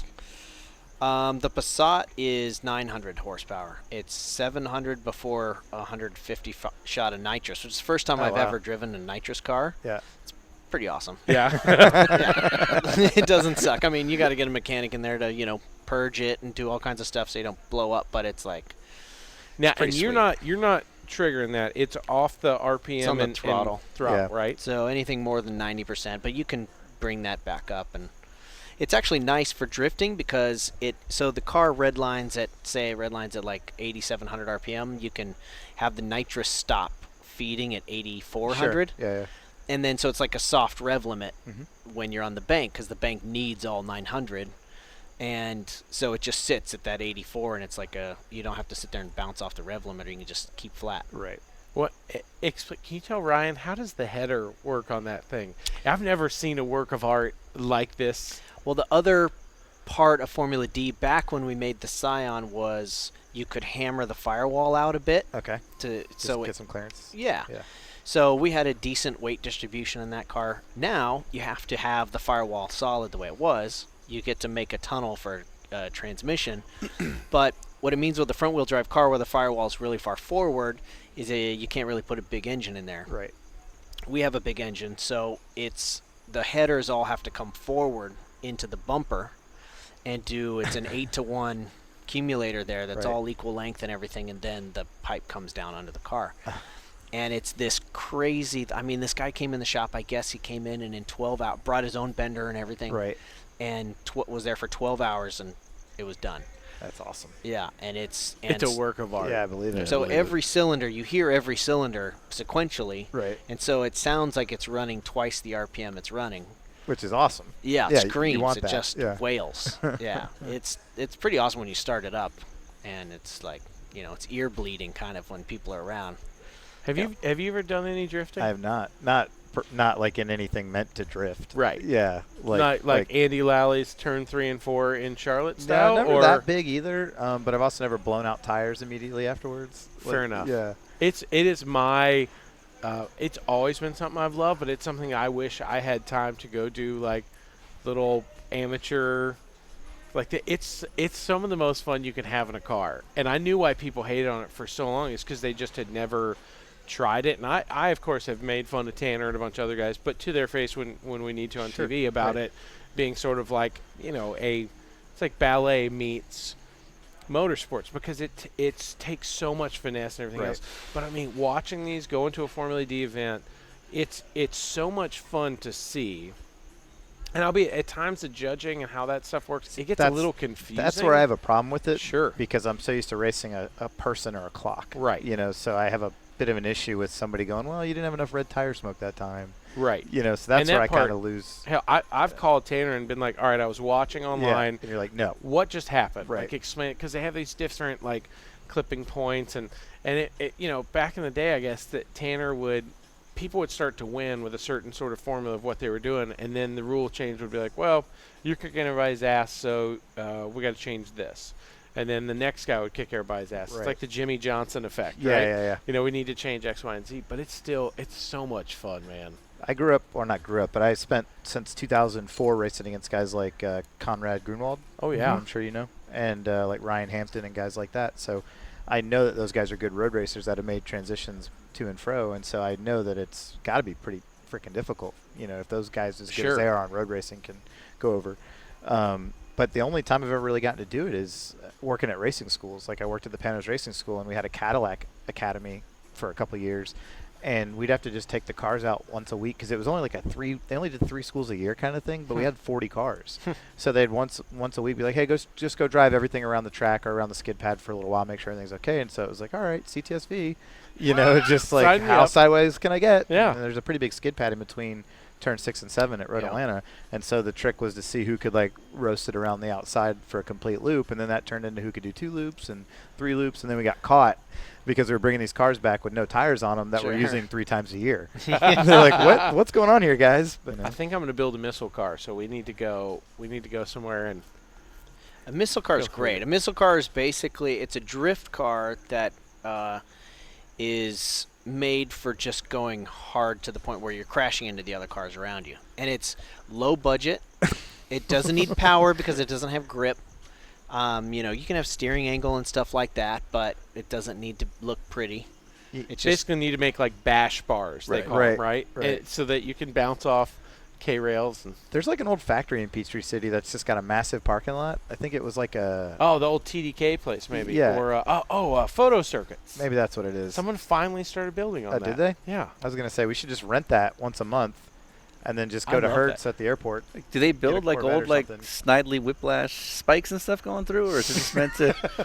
I'm just trying to you imagine wear this. like Okay. spike collars, Okay. but other than that, no. There's- There's a Have you ever been to the Talladega Grand Prix, the little Little Talladega, yep. So somebody invited me on Instagram the other day. Said, yeah, we rented it out in February some weekend. I immediately thought like, okay, can I get? I bought an old S13 Nissan 240SX from this old guy in our The answer town. is yes. Yeah, right, Sam. It's got 67,000 miles on it, all It's good to original. go. Yeah. Still has air conditioning. Still has a little KA in there, but it's an automatic. So I want to. My buddy Greg works at Injuku Racing down in Florida. You know, they've got Nate Hamilton, Pat Mordaunt. They've been in the drift scene Forgetting since somebody else's car that is they there. probably got in like 2008 or something. They've got some killers, and they've got like 2006. they've got tons of, kits for because you want to go 5-lug, then get crazy steering angle. Right. They've got LS kits, they got turbo, they got all this stuff, and they're like, yeah, just drag it down here. I'm like We'll take care of it. I'll be in town I'll be at home in January.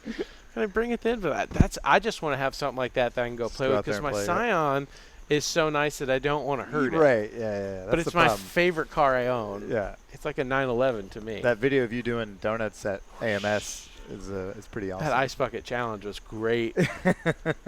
That's another time when I remind the internet. I give the internet lots of time to remember that I don't actually care what they think. Sure. But yeah. I like to fan that. I just throw a little gas on the fire. Like, why are yeah. you wearing those tights Yeah. in that Why not? video? Why not? We Yeah. bought those. Remember I bought them when we were driving through that mall in Detroit? And this was like, these two girls, they had stayed late for us, and they were big girls. Nice. And I was like, I think I'm Like, going to get you mean those tall, pants. right? Oh, is she big? Very tall. Oh, she big. You're like, go big girl, what you gonna do?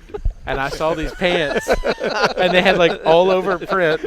And I said, oh, I think, or if y'all still have your registered, I think I'm gonna get some of these. And they're like, oh, you gonna get these for your wife? I said, oh no, No, sweetheart. these are for me, baby. All me. And my daughters called them my dance pants, so they would love it when I put them on. We start dancing around the house, and then my daughter awesome. Elsie turned 7. And she had a dance party out in the garage. My friend Yvonne Monet, amazing Atlanta DJ. Yeah. She comes over, sets up all these lights. It's out in the garage. Amazing time. And Wow. I walked out there, and Elsie told me to wear my dance pants because we're having a dance. And I walked out, and she saw me and said, "Daddy, I need you to go change." That's too much. I was wrong, It was Daddy. better in my head. Don't wear Yeah. your Yeah. dance pants in front of my Exactly. friends. And I thought, this is officially the first time I've embarrassed her. Yeah. Like, Oh, get it's used not to the this. last. Oh, Yeah. yeah, man. right? Get I 10 more mean, years of this. it's Yeah. coming. Yeah. It's coming. So does Tanner know you were in a band? I do. Do you? Yep, I do. Talked about it a little bit. That's right. Legend has it. Yep. Did you ever? You saw I'm the one. band. Yeah. You That saw was him always play? our like. So he and I met at SEMA like 2 or 3 years ago, Yes. and we knew who each other were from like Lally and And are you in a Ashley and band? stuff. No. Because you played the drums, right? Right. Yeah. But I Yeah. think didn't you have one of our old band T-shirts? I did. It was like the Legend of Zelda. It looked shirt like or something it, like it that. was Mario holding Mario, up a that's hammer. what it was. Yeah, that's right. It was a Nintendo copyright Total infringement. infringement. Yeah. You like it was a toss up between Dungeons and Dragons and Mario Brothers. It was all. And Rachel my wife worked at the shop in That's Athens. so So like awesome. they made all the fraternity shirts. Right. And one day we're like, we need some band shirts. I said, my girlfriend at the time was like, yeah, my girlfriend works at this place. We can go get you. I forgot you had the blue shirt, and that was I think you put that up a million years ago. You told me Well, like, hey, I figured it out. Like we'd already met, and it was on the show. You were doing like the first car you ever had, and you had like the MR2, and you had the Volkswagen. And you're like, why do you have the Volkswagen, the bus? And Yeah. you're like, well, I played drums, and I was in a band. You're like, oh, what's the name of the band? You're like, Legend Has It. And I seriously almost fell off the couch. Wow. Because I'd been to like 5 Legend Has It shows. And Lindsay Pumpelli, Spencer's wife, who we were Yeah. just talking about, she was the one that told us about it. And I brought this other racer buddy of mine, Gunnar Jeanette, out to Athens. And so we went to the show, and you guys covered like the most ridiculous songs ever. right. And so when you said that on the show, I was like, holy shit. Like, I know this guy, but from like 15 How years funny! ago or I didn't whatever. realize that was what it was. But the funny thing was that I remember when we were talking about this at SEMA, I was like, yeah, you guys used to cover the song Love in Your Mouth by Kilo. And you're like, we only did that once. I got kids. I was like, oh no, oh man, Yeah. that was Patrick. He was the best man at my wedding. Patrick Force. We met in class Oh. one day in I do remember at that guy. Georgia. Yeah. I think he might have been drunk the first day of class. It was one of those things where he walked in, It's Athens. and sometimes you just meet people in 10 seconds. Let you know I'm going to be friends with this person Right. for a long time still. And I talked him into joining the band when somebody else left the band. And we were talking about like, oh, what are we gonna do? And I would always, I played drums, so I would come up and I would do a little Outcast, and we'd do some sort of like a little hip hop break. Yeah. And then one day he was like, why don't we do Kilo's Love in Your Mouth? And I was like, dude, I can't say that to a room full of people. But I would be happy to back you up on that, because I'm up there singing like, I'm sorry, Miss Jackson. Right. Yeah, the covers Met are this fantastic. girl down in Atlanta, let me play in a Mizzow. And I was like, oh, dude, this is so graphic. And my parents were there. The one show he did it, I think the one show he did it may have been my last show. It was at the Georgia Theater, right? Huge. You Yeah, were there. yeah. So it was like, Oh. I remember they were like sending you off. And I didn't know who you were. I didn't know Right. he was anything other than the drummer for Legend Has It. And I don't remember you. Like, I don't remember I anybody. was wearing it was a lot Richard of blurry. Marx T-shirt. Of course you were. That just said Richard Marx in huge letters. Why were they sending you off? You had already It was like determined You those. were like leaving to go do other stuff or something. I decided I would have a career. Oh. Secretly, the Weird. band was all mad. They were all pissed at me. Oh, okay. Right? I'm still friends with all of them. They were like, I remember the day I told them, like, well, guys, I'm graduating. I'm going to go get a job. I think I've lined up this job at Country Music Television, and I'm going to figure out how to get myself on TV and make some people laugh. And they were like, we're going to be rock stars. Bro. You're going to miss out, dude. Yeah. You're gonna regret this. And I was like, I'm also going to sell the band van. So, my bad. What? Dude. Yeah. And that day, so we and I used to, like, being the marketing guy that I was, and that's what I went to school for, we would like ride around on North Campus and we'd tell people, hey, we're having a show, you got to Right. come see all this different stuff. Right. And that was touted as my last show. We had 900. Do you guys want something else to drink? I'm good. You're right. Thank you though. I appreciate it. The limes were great. It was the limes were really great. It was touted as like Rut's going away show. Yeah, and I right. told everybody. Right. And we had 900 people. It was packed. Pay at the door of the Georgia Theater, which is this legendary place, Yeah. to see a cover band and see 5 geeks play other people's music. Right. Right. And it was one of those moments we made a ton of money that night, right? Because even if it's like $8 a head or whatever, like eventually you're like, Yeah. oh my gosh, $400! Right. I'm rich. I'm in Yeah. a band in college. Pizza's on me. Maybe I should stay. I'm gonna stay, guys. We're gonna go to Little never Italy, mind. get a sandwich. And it was one of those times where you look back and like, how did we convince people? And dude, we had so many people that would just show up, and we'd play it like there, and I bet you saw it maybe Wild Wing. We played there all the time. Yeah, I don't remember. I just remember the Georgia Theater one specifically. But Lindsay and her friends, because I left school to go racing. Yeah. So I would go to Athens like in the off season just to go party with my high school friends that were all going to UGA. And so Lindsay and a bunch of her dorm friends were like, oh, we're going to see this band. We love them. And they'd already been to like 3 or 4 of your shows. Sure. So they were like diehard fans. And so they actually gave me like a burnt CD. You got to listen to this before you come up tonight. I'm like, all right. And so like they all knew, like they knew everybody. I just That's knew the songs. And hilarious. you guys all, you covered like awesome songs. So you didn't even have to know the band Right. to get in on it. Yeah. So yeah, but I went to like 3 or 4 shows. And then the last one was at the Georgia Theater where they were like, I just remember someone was getting sent off. And What apparently were you- some, besides Love in Your Mouth, what were some of the other Outkast, songs? Is it Miss Outkast? Jackson. Miss That Jackson, night I Miss did Jackson. a Miss Jackson medley, and it went into Dixie Chicks Goodbye Earl. Nice. Which was like, that was, for me, musically, was like a big check mark. You know? Finally. Right? Yeah. I finally melded And they were like- Outkast and Dixie They were like a Chicks. cover pop punk band. Yeah. And so they did a lot of like the. We you played know- Newfound Glory. Yeah, And yeah. like we always closed with their cover of Glory of Love by Yeah. Peter Cetera. Right.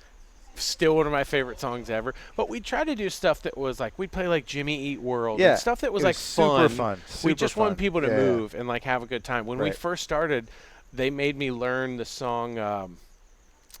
They're really nice guys. This is going to sound disparaging. I'm sorry. They made me learn that song Kryptonite by 3 Doors Down. Yeah, yeah. And I was like, guys, this is cool, but like, this is the kind of music that a guy in a convertible Camaro would be blaring, and that's not really who I am. Could I put some songs in the Can suggestion I get some bowl? Outkast? Yeah, right? And they're like, okay, sure. And so I got them all listening to Newfound, still one of my favorite bands. Yeah, I Saw 'em- love those guys. Saw 'em Saturday night Right. and Yellow Card, and just Yeah. it was so much fun.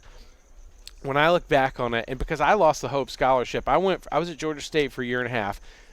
I was on Dean's List there. I went from Dean's List to academic probation at Georgia in 2 semesters. Solid. I can name that tune in 2 semesters. So once I lost the hope, my dad made me sell my car to pay for school because he's a smart man. And so I had to, I needed a job, and that's the cover band was how I would pay for school. Right. And that's how I paid for my wife's ring, and there were so many things, but it was just I couldn't have had more fun doing that. And I joke all the time, I tell people, well, what are you going to do if you don't have a job on TV anymore? I was I'm going to start a wedding band with Patrick Force. Go get your guys. We're going to be an all cover band for weddings, but it's going to be all hip hop. Yeah. And hopefully we would call it 2 White Boys in a Cadillac. Yeah, done. Because Outkast has a song called 2 Dope Boys in a Cadillac. Got it. Wee-oo.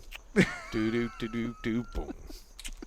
AT Aliens was a big album. We can't have that on here. Oh, we can't afford the rights. Yeah, okay. Yeah. Well, by the way, have you checked out Big Boy's new project with Fanagram is the name of the group? No. Together they are called Big Grams. Oh, Worth nice. checking out. Yeah, legit. Holler. Are you familiar with Stitches? Stitches. Miami's finest. That's a group or the song? It's a rapper. that's a it's a guy. white rapper I don't from know. Miami. Yeah, You need to look him up. I will. Yeah. He sounds nice. He's not. Yeah. Yeah, just Google image search him when you get a chance. He'll be Wait, thankful. it's not the little white kid who's screaming about unloading a gun at a stoplight, right? Did you see that on Facebook? No, Awful. very he's like an similar, adult, but it he's sounds an- actually kind of like the Yeah, same it thing. sounds about But the same fair thing. enough. he's not a little kid. What about Cheddar Connect? I'm sorry, what? Cheddar to Connect. I beg your He pardon? will not follow me on Twitter as much as I've been trying. We heard him on the way out here, and so Sean's been tweeting him randomly. Yeah, throughout every the day last I've week. been tweeting him, Cheddar to Connect. Why aren't you following me? Yeah, And right? he wants Yeah. nothing to do with me. He's Very not. It's sad. not work. And he's a rapper. Throwing shade. Apparently. Yeah. Wow. He doesn't connect. Tanner Foust, everybody. Yeah, I'm gonna chime in. My favorite part is that Got he any was like lines? disgusted with himself right there. He's like, sorry guys. Right? How about what's the So I got really excited this year. Yellow Wolf was supposed to be at the spring Talladega race. Oh, okay. And he's a white rapper. He's on Eminem's label. Yeah. Right, and he's kind of this Alabama country tatted up, if Eminem and Leonard Skinner had a kid, Yeah. I think that would be kind of what it's described. Right? And I really like some of the early stuff. And they said, hey, he's going to be there. You can interview him. This will be awesome. He went into the infield Saturday night, and they never found him on Sunday. Really? He had just partied his went too ass hard. off. Yeah. Never saw him. He didn't make a single appearance. He didn't make an Right. interview. He's but I dead was now. like, He's yeah, dead. right? I Right. hope he's alive, Yeah, man. he might be. It's But hardcore he's in that not. infield. He's okay. But he's not. He's Rest not. in peace, Yellow Wolf. Right? Did you know that Spencer Pumpelly killed somebody? Did you see Ted 2, by the way? Yeah, Ted oh, or yeah, Ted of 2? course. I laughed so hard on the airplane a couple weeks ago watching that. I felt like people were looking at me and judging me watching a They teddy probably bear. were. Because every time they referenced Google and they said you're always 2 clicks away from this one thing. I thought, this is genius. Yeah. Seth MacFarlane, he knows what he's doing. Did you see A Million Ways to Die in the West? No, Yeah, I loved to. it. Sean saw it. He didn't like it. But I thought it was good jokes in a bad movie. Yeah, I thought it was pretty good. But you'd like it if you like Family Guy humor. Fair enough. Yeah. Yesterday, he quoted Naked Gun 2.5 and got mad that I didn't catch the reference. Let's hear it. Don't. Let's I don't remember the quote. You got to deliver it. Of course you don't. No. Was don't. that- Oh, did it you- was. We were singing the national anthem. That's right. Yeah. In Utah. It was at the end of the national anthem. How'd you end it? How did the Um, movie go? Was the name Maybe of it was the singer? 33 and a third. That's the latest one. Yeah. no, it was 2.5. Okay. It's 2.5. It was O.J. Simpson. Norbert. Right. Don't squeeze the juice, man. It was what's the last line of the national anthem? And the home of the brave. Home of the brave, and then he starts running because remember he was being chased on the field. Yeah. And that was the, it because we were singing the national anthem. Yeah. That's the first one where he is posing as Enrico Palazzo. Was that the first one? Yeah. Okay, the first one. You got mad and you were wrong. Yeah, that's generally.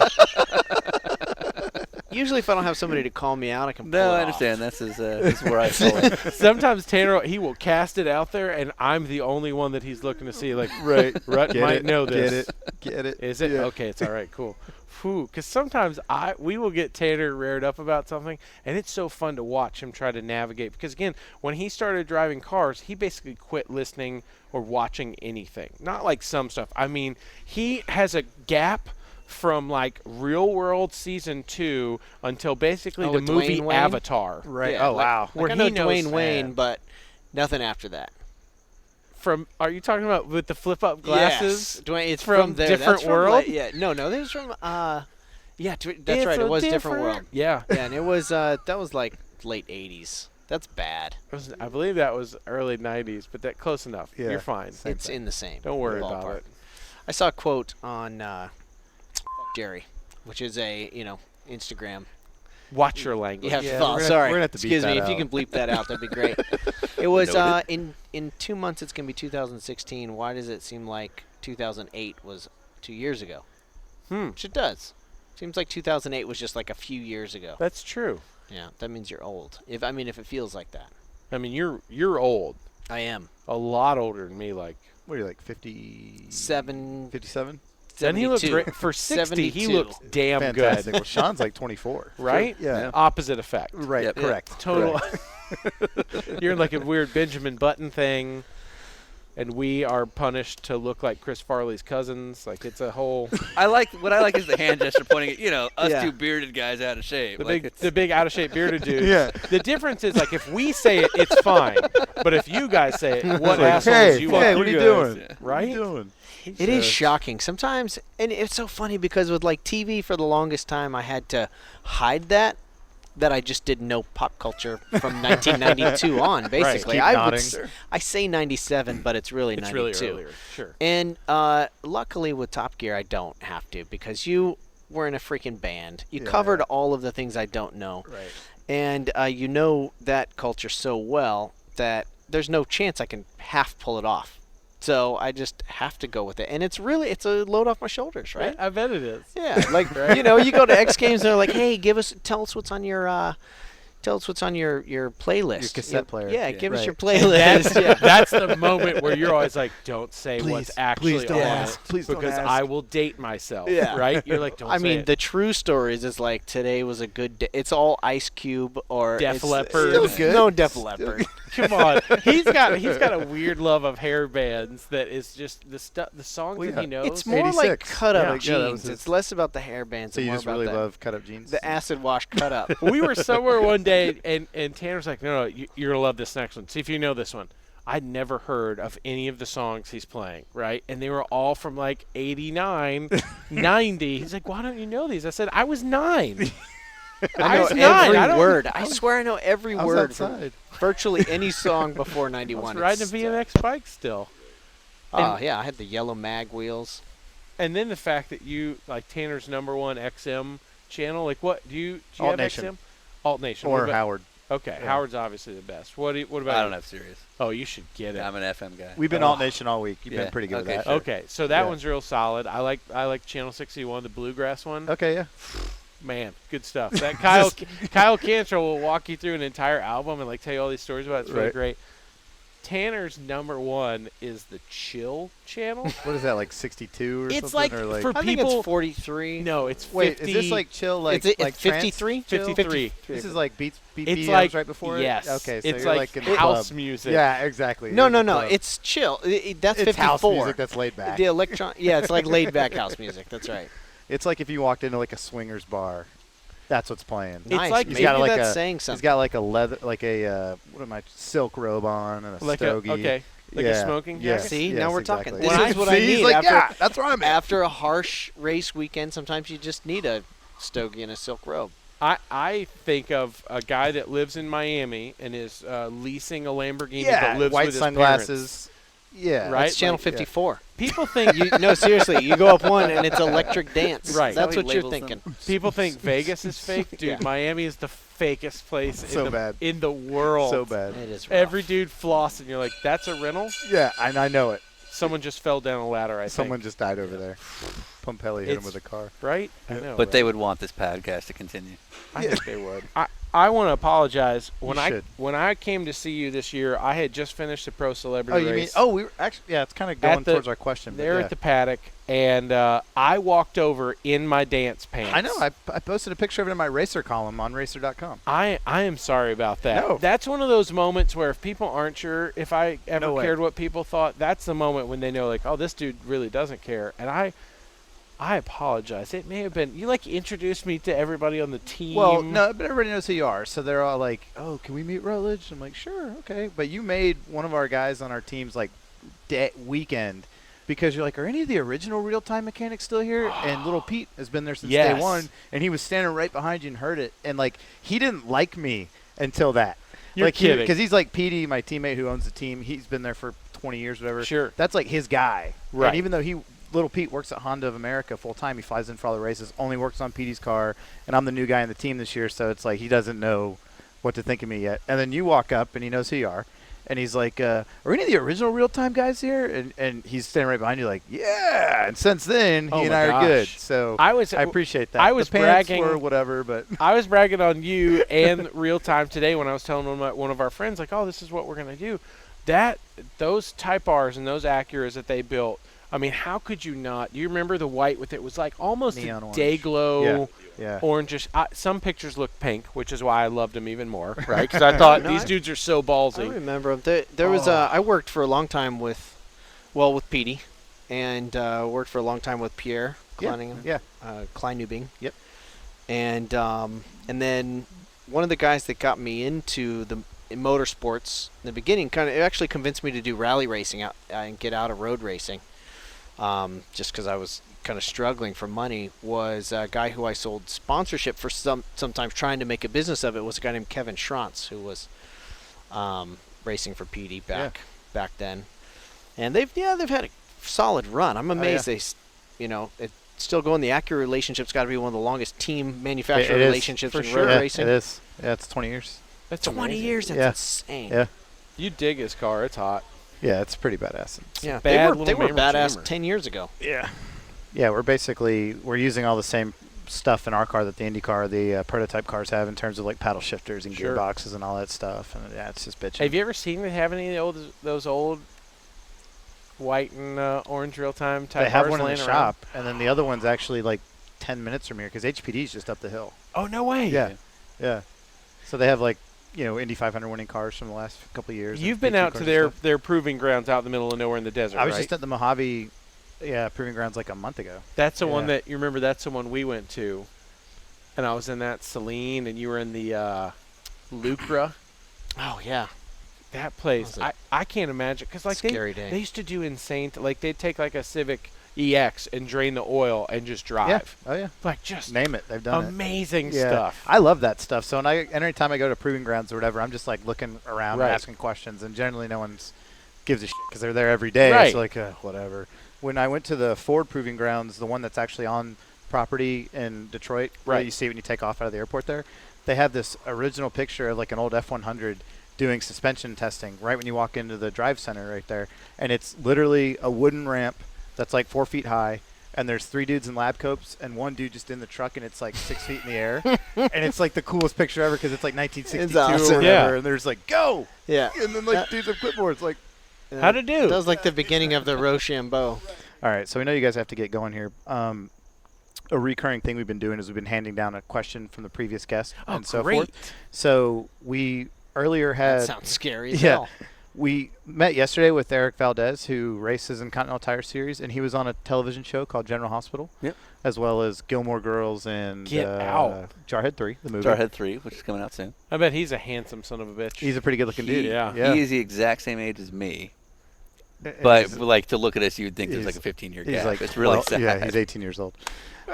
So we didn't know if we were going to see Paul Fanner or not. So we got him to ask a question for Paul and then a question for you. And because his question for you is pretty interesting, I figure I'll ask that even though Paul has Okay. one for you as well. So Eric Valdez's question for you was, if you were to do something completely outside of the realm of cars and motorsports, what would it be? Would you be a survivalist, off the grid, live off the land? He's asking because of the beard.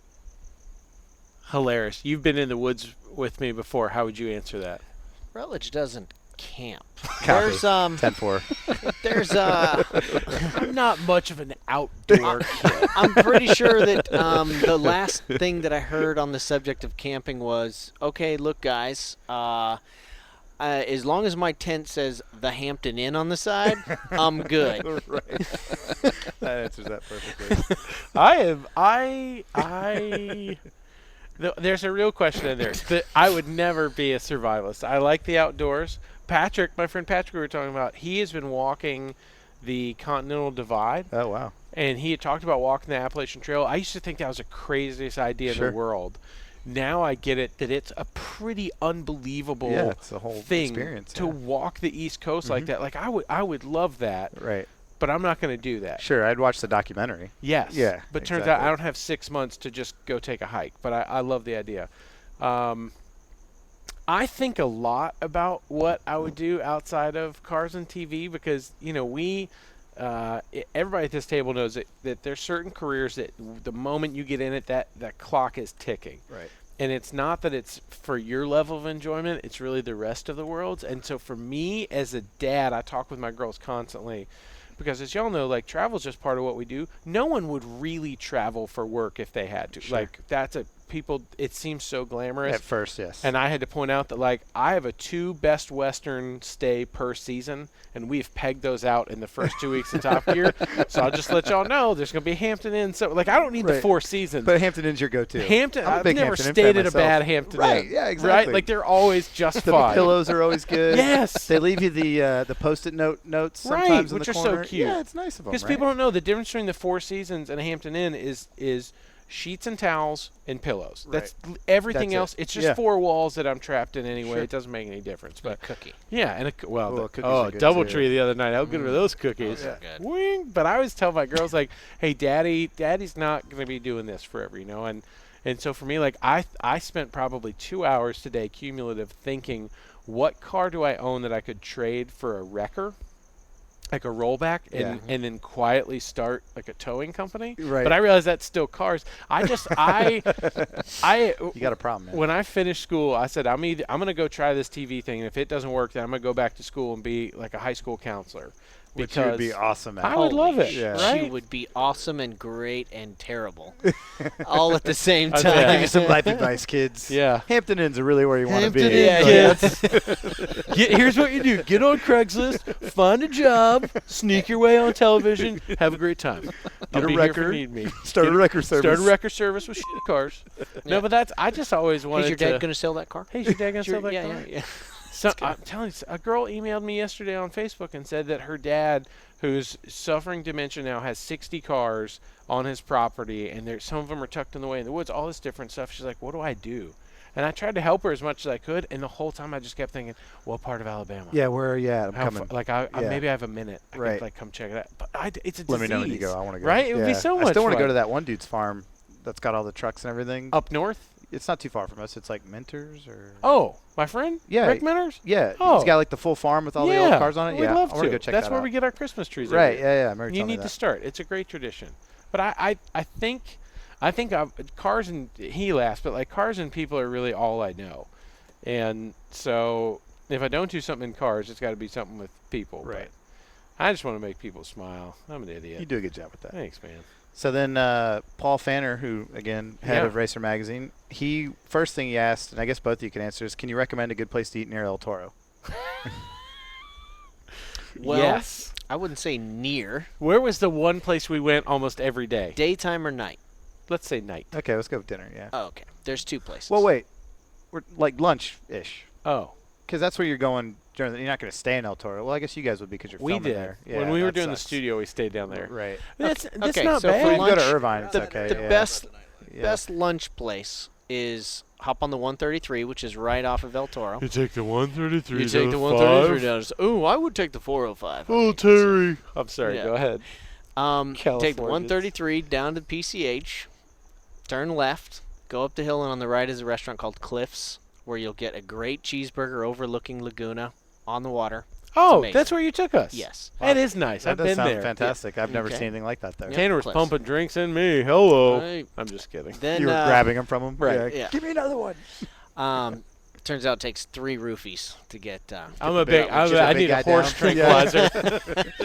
At night, This there's- is why I think you're creepy. Of all the references. It's not that I know Wham songs. No. Okay, I good. overlook that you know the words to every Wham song and the harmonies. That's Name one Wham song. I don't really know. besides them. "Wake You Up Before Me." There we go. Okay, Wake that's Up it. That's Before You like Go all Go? I got. Yeah. That's hilarious. Their version of Last Christmas. Shut up. Yeah, that is. It is the best. Yeah. I'm sorry. Where is Sushi Plantation is the next one. where? Is that in that Sushi little strip mall? Plantation? Sushi Plantation. Plantation is it's south, 15 minutes from El Toro, Okay. Been on there. Avery Parkway. You took me there, right? There's a new sushi place Ooh. that is awesome. It's a terrible name, but it was a chef from Sushi Plantation. It's very close to El Toro. Don't know where exactly it is, but it's called Etc. ETC, Etc. Sushi. And yeah, go see Dale. One time. See Dale at the sushi place. Yeah. One got time it. I saw Tanner vibing this girl. We won't mention any names. This is years ago. And I started, it was years ago. Yeah. I started this whole conversation. I was like, "Oh, so where you live?" And she said where she lived. And I was like, "Oh, is there a good sushi place down there?" And she said, I was like, "Oh, Tanner says this place is way better." He's like, "We know the chef. It's like a whole thing."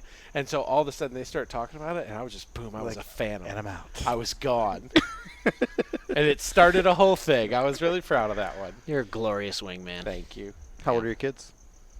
Mine? Yeah. I have a 10-year-old daughter. Do you really? Yep. Seriously? Yep. I was totally joking. I meant with the sushi chick. Oh, right. Well, we'll see. We'll see Yeah, how I it don't pans know. out one day. It's not. Mine are 7, 5, and 19 months. It's crazy being a dad. It's like the craziest thing That you're a dad. ever. That you've Right? got a whole bunch of them. I laughed because I remember we went to a Halloween party. Rachel was pregnant. She was driving, and you know when you're in a relationship and the other person is driving, and you're like someone that travels for work a lot. If you know you're home and you're actually going to see like your closest friends, there is just nothing holding you back. It is like a free pass from the world. Yeah. And there I was dressed as Buddy the Elf on the side of the highway puking 3 different times on the way home. What's your favorite color? What's your favorite color? And I just, I remember that. I was like, I'm about to be a dad, and I'm in tights on the side of the highway. That was a Vomiting. dark moment. Rough time. Oh, It man. was a rough night. Good luck finding your dad. Oh, good luck with your dad.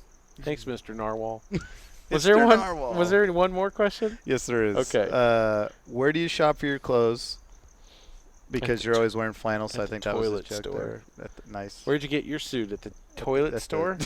Even the guy that can't talk said something. Really? No one? No one? So here's what happened. I always wore Western like shirts, especially working for country music television. Like that was my go-to. West Mantooth. West Mantooth. Dorothy Then for Mantooth is a years, saint. she's a saint. I had that T-shirt. Did you It was really? I've really seen good. it. I Yeah, loved yeah. it. For years working on Speed Channel, I made like my own Dickies shirts. Like I always wanted to be really approachable. Yeah. Right. So I didn't want to wear like the fancy golf shirts or whatever.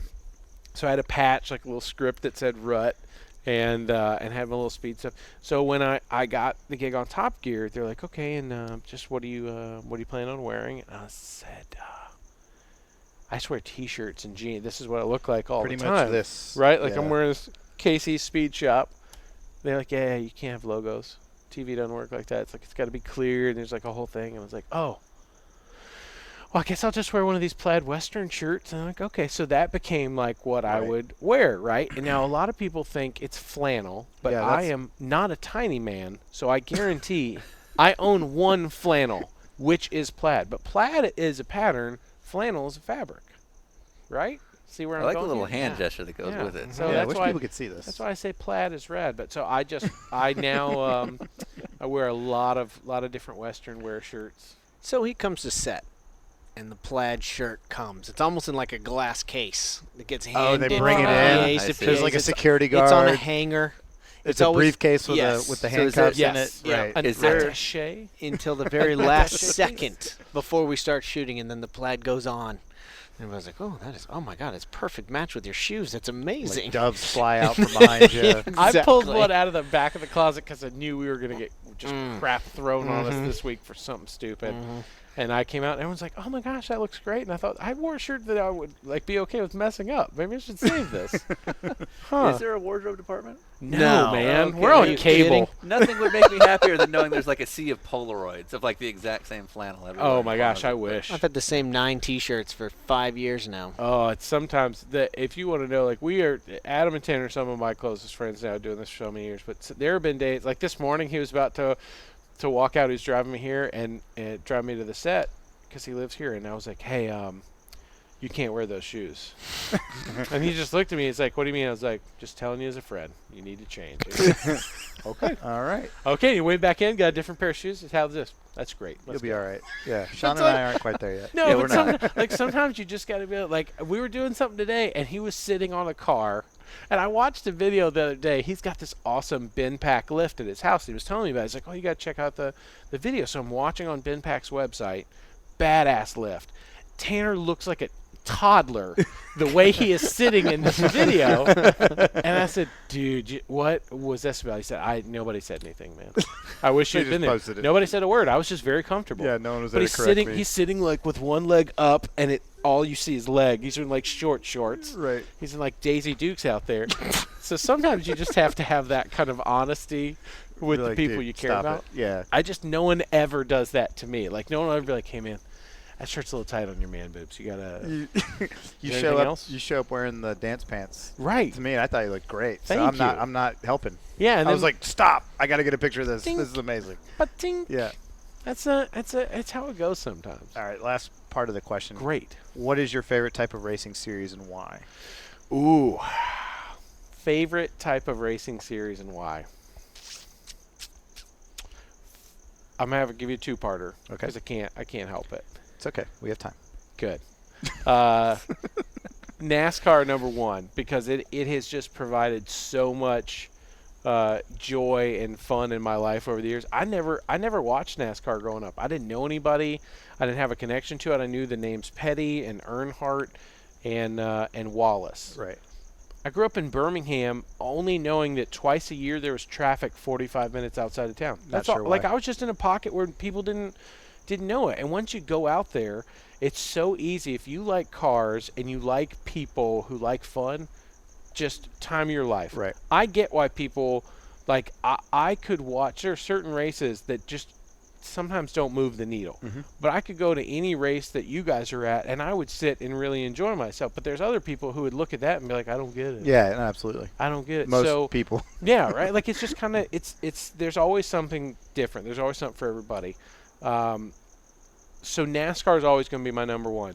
I think, honestly, for me, because I just love it, and I know the people, and it's so much fun, Formula Drift for me is probably number two, because I will be at a race watching or being a part of our, Xfinity coverage on a Saturday night, and then as soon as it's done, I get on the little drift stream, and I try to watch this. For whatever reason, a successful racing series has the worst ability to watch it. It's theirs. Right. They know. They can't really do anything about it because they're in the middle of nowhere. But like watching Formula D, it is so much fun to see those cars hang out the way they do, and to watch guys like Forsberg and Ryan Turk and Vaughn Gittin. There's so many good guys that are out there that I feel like these are my homies. Like I'm just watching dudes, but nothing compares to getting to run in the Toyota Pro Celebrity Race. This year was number 4 for me, 4 in a row. Getting to be on that track at Long Beach, I don't know if you have that same feeling. When I ride around there, and Tanner did it. Tanner gave me all sorts of pointers about it. And then when I sucked the first year, he was the first person to call me and be like, well, dude, you sucked out there. What was that? And for me, it took people.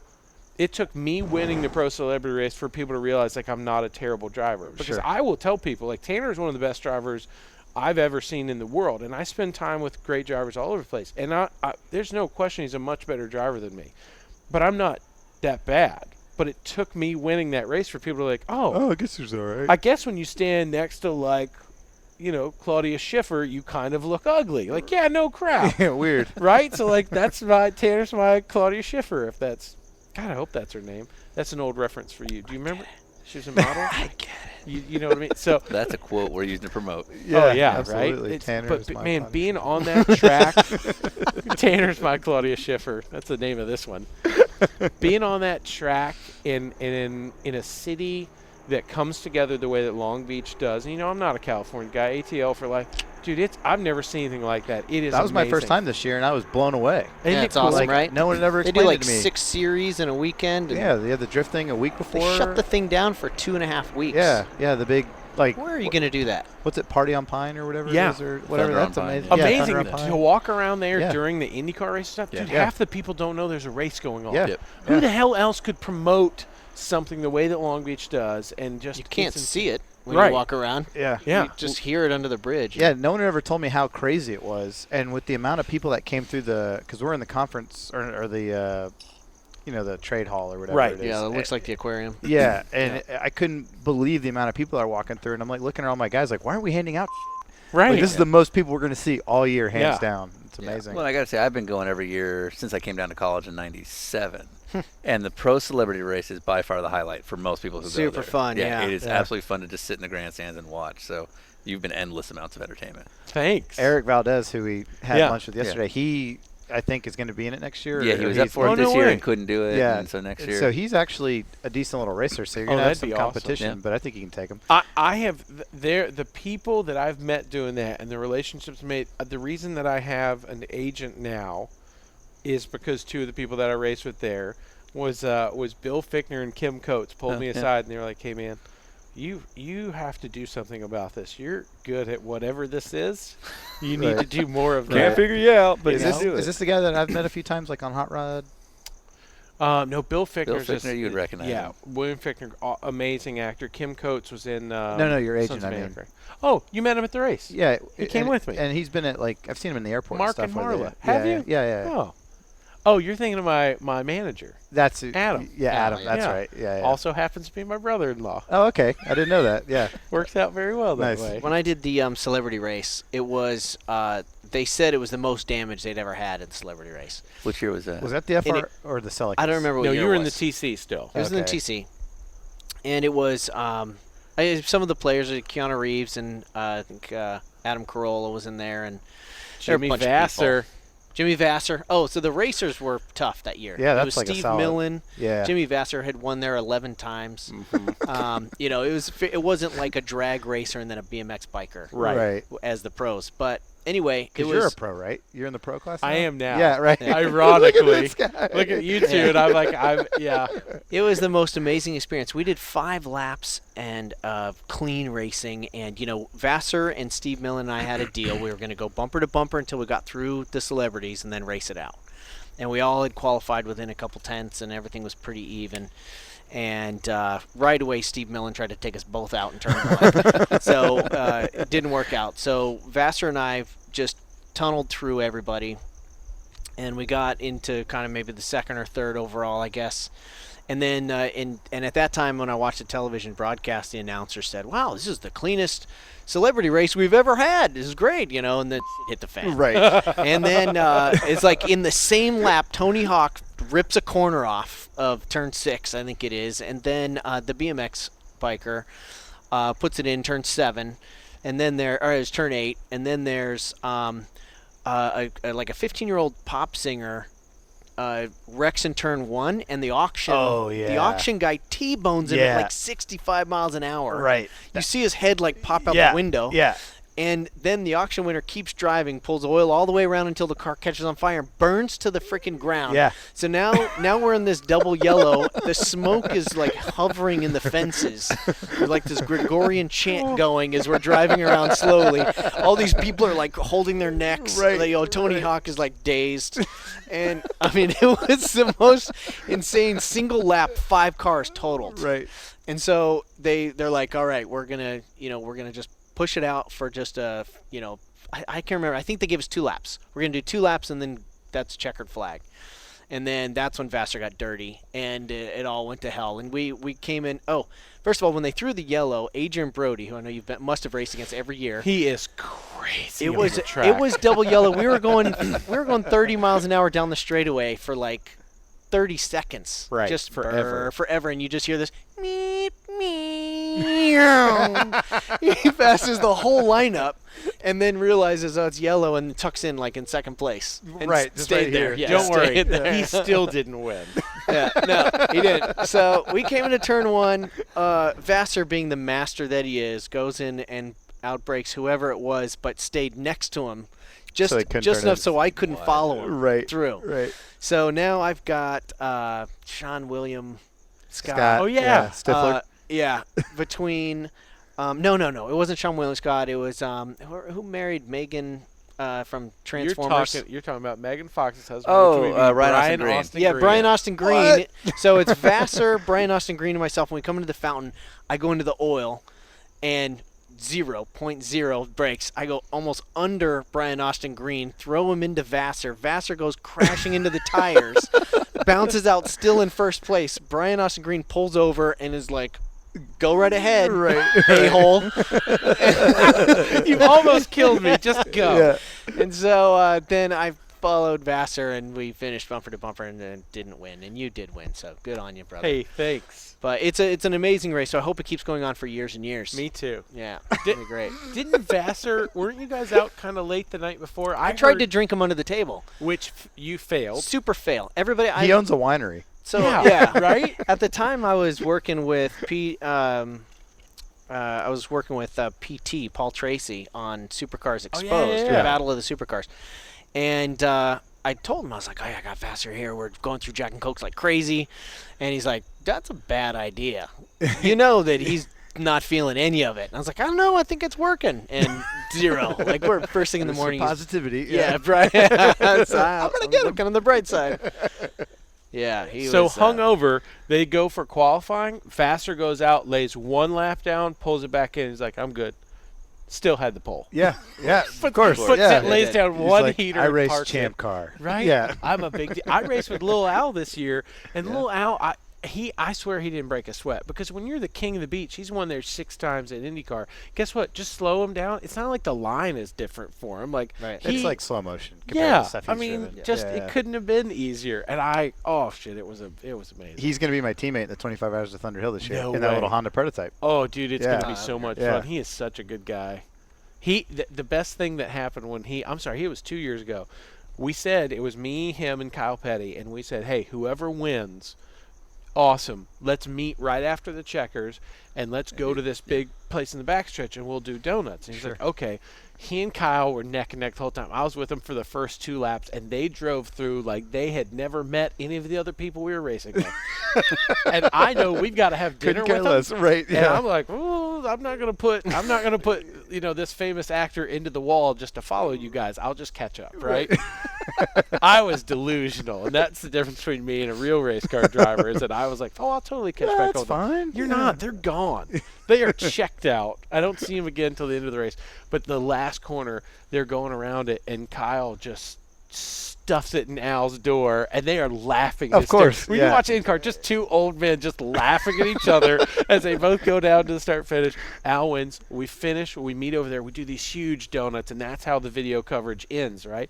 And so Al goes to Victory Lane, does his pictures. We go back to the little compound, and Al comes over with this huge smile on his face and runs up to Kyle and I. He's like, I have never done donuts after winning anything in my life. That's the coolest thing I've ever done.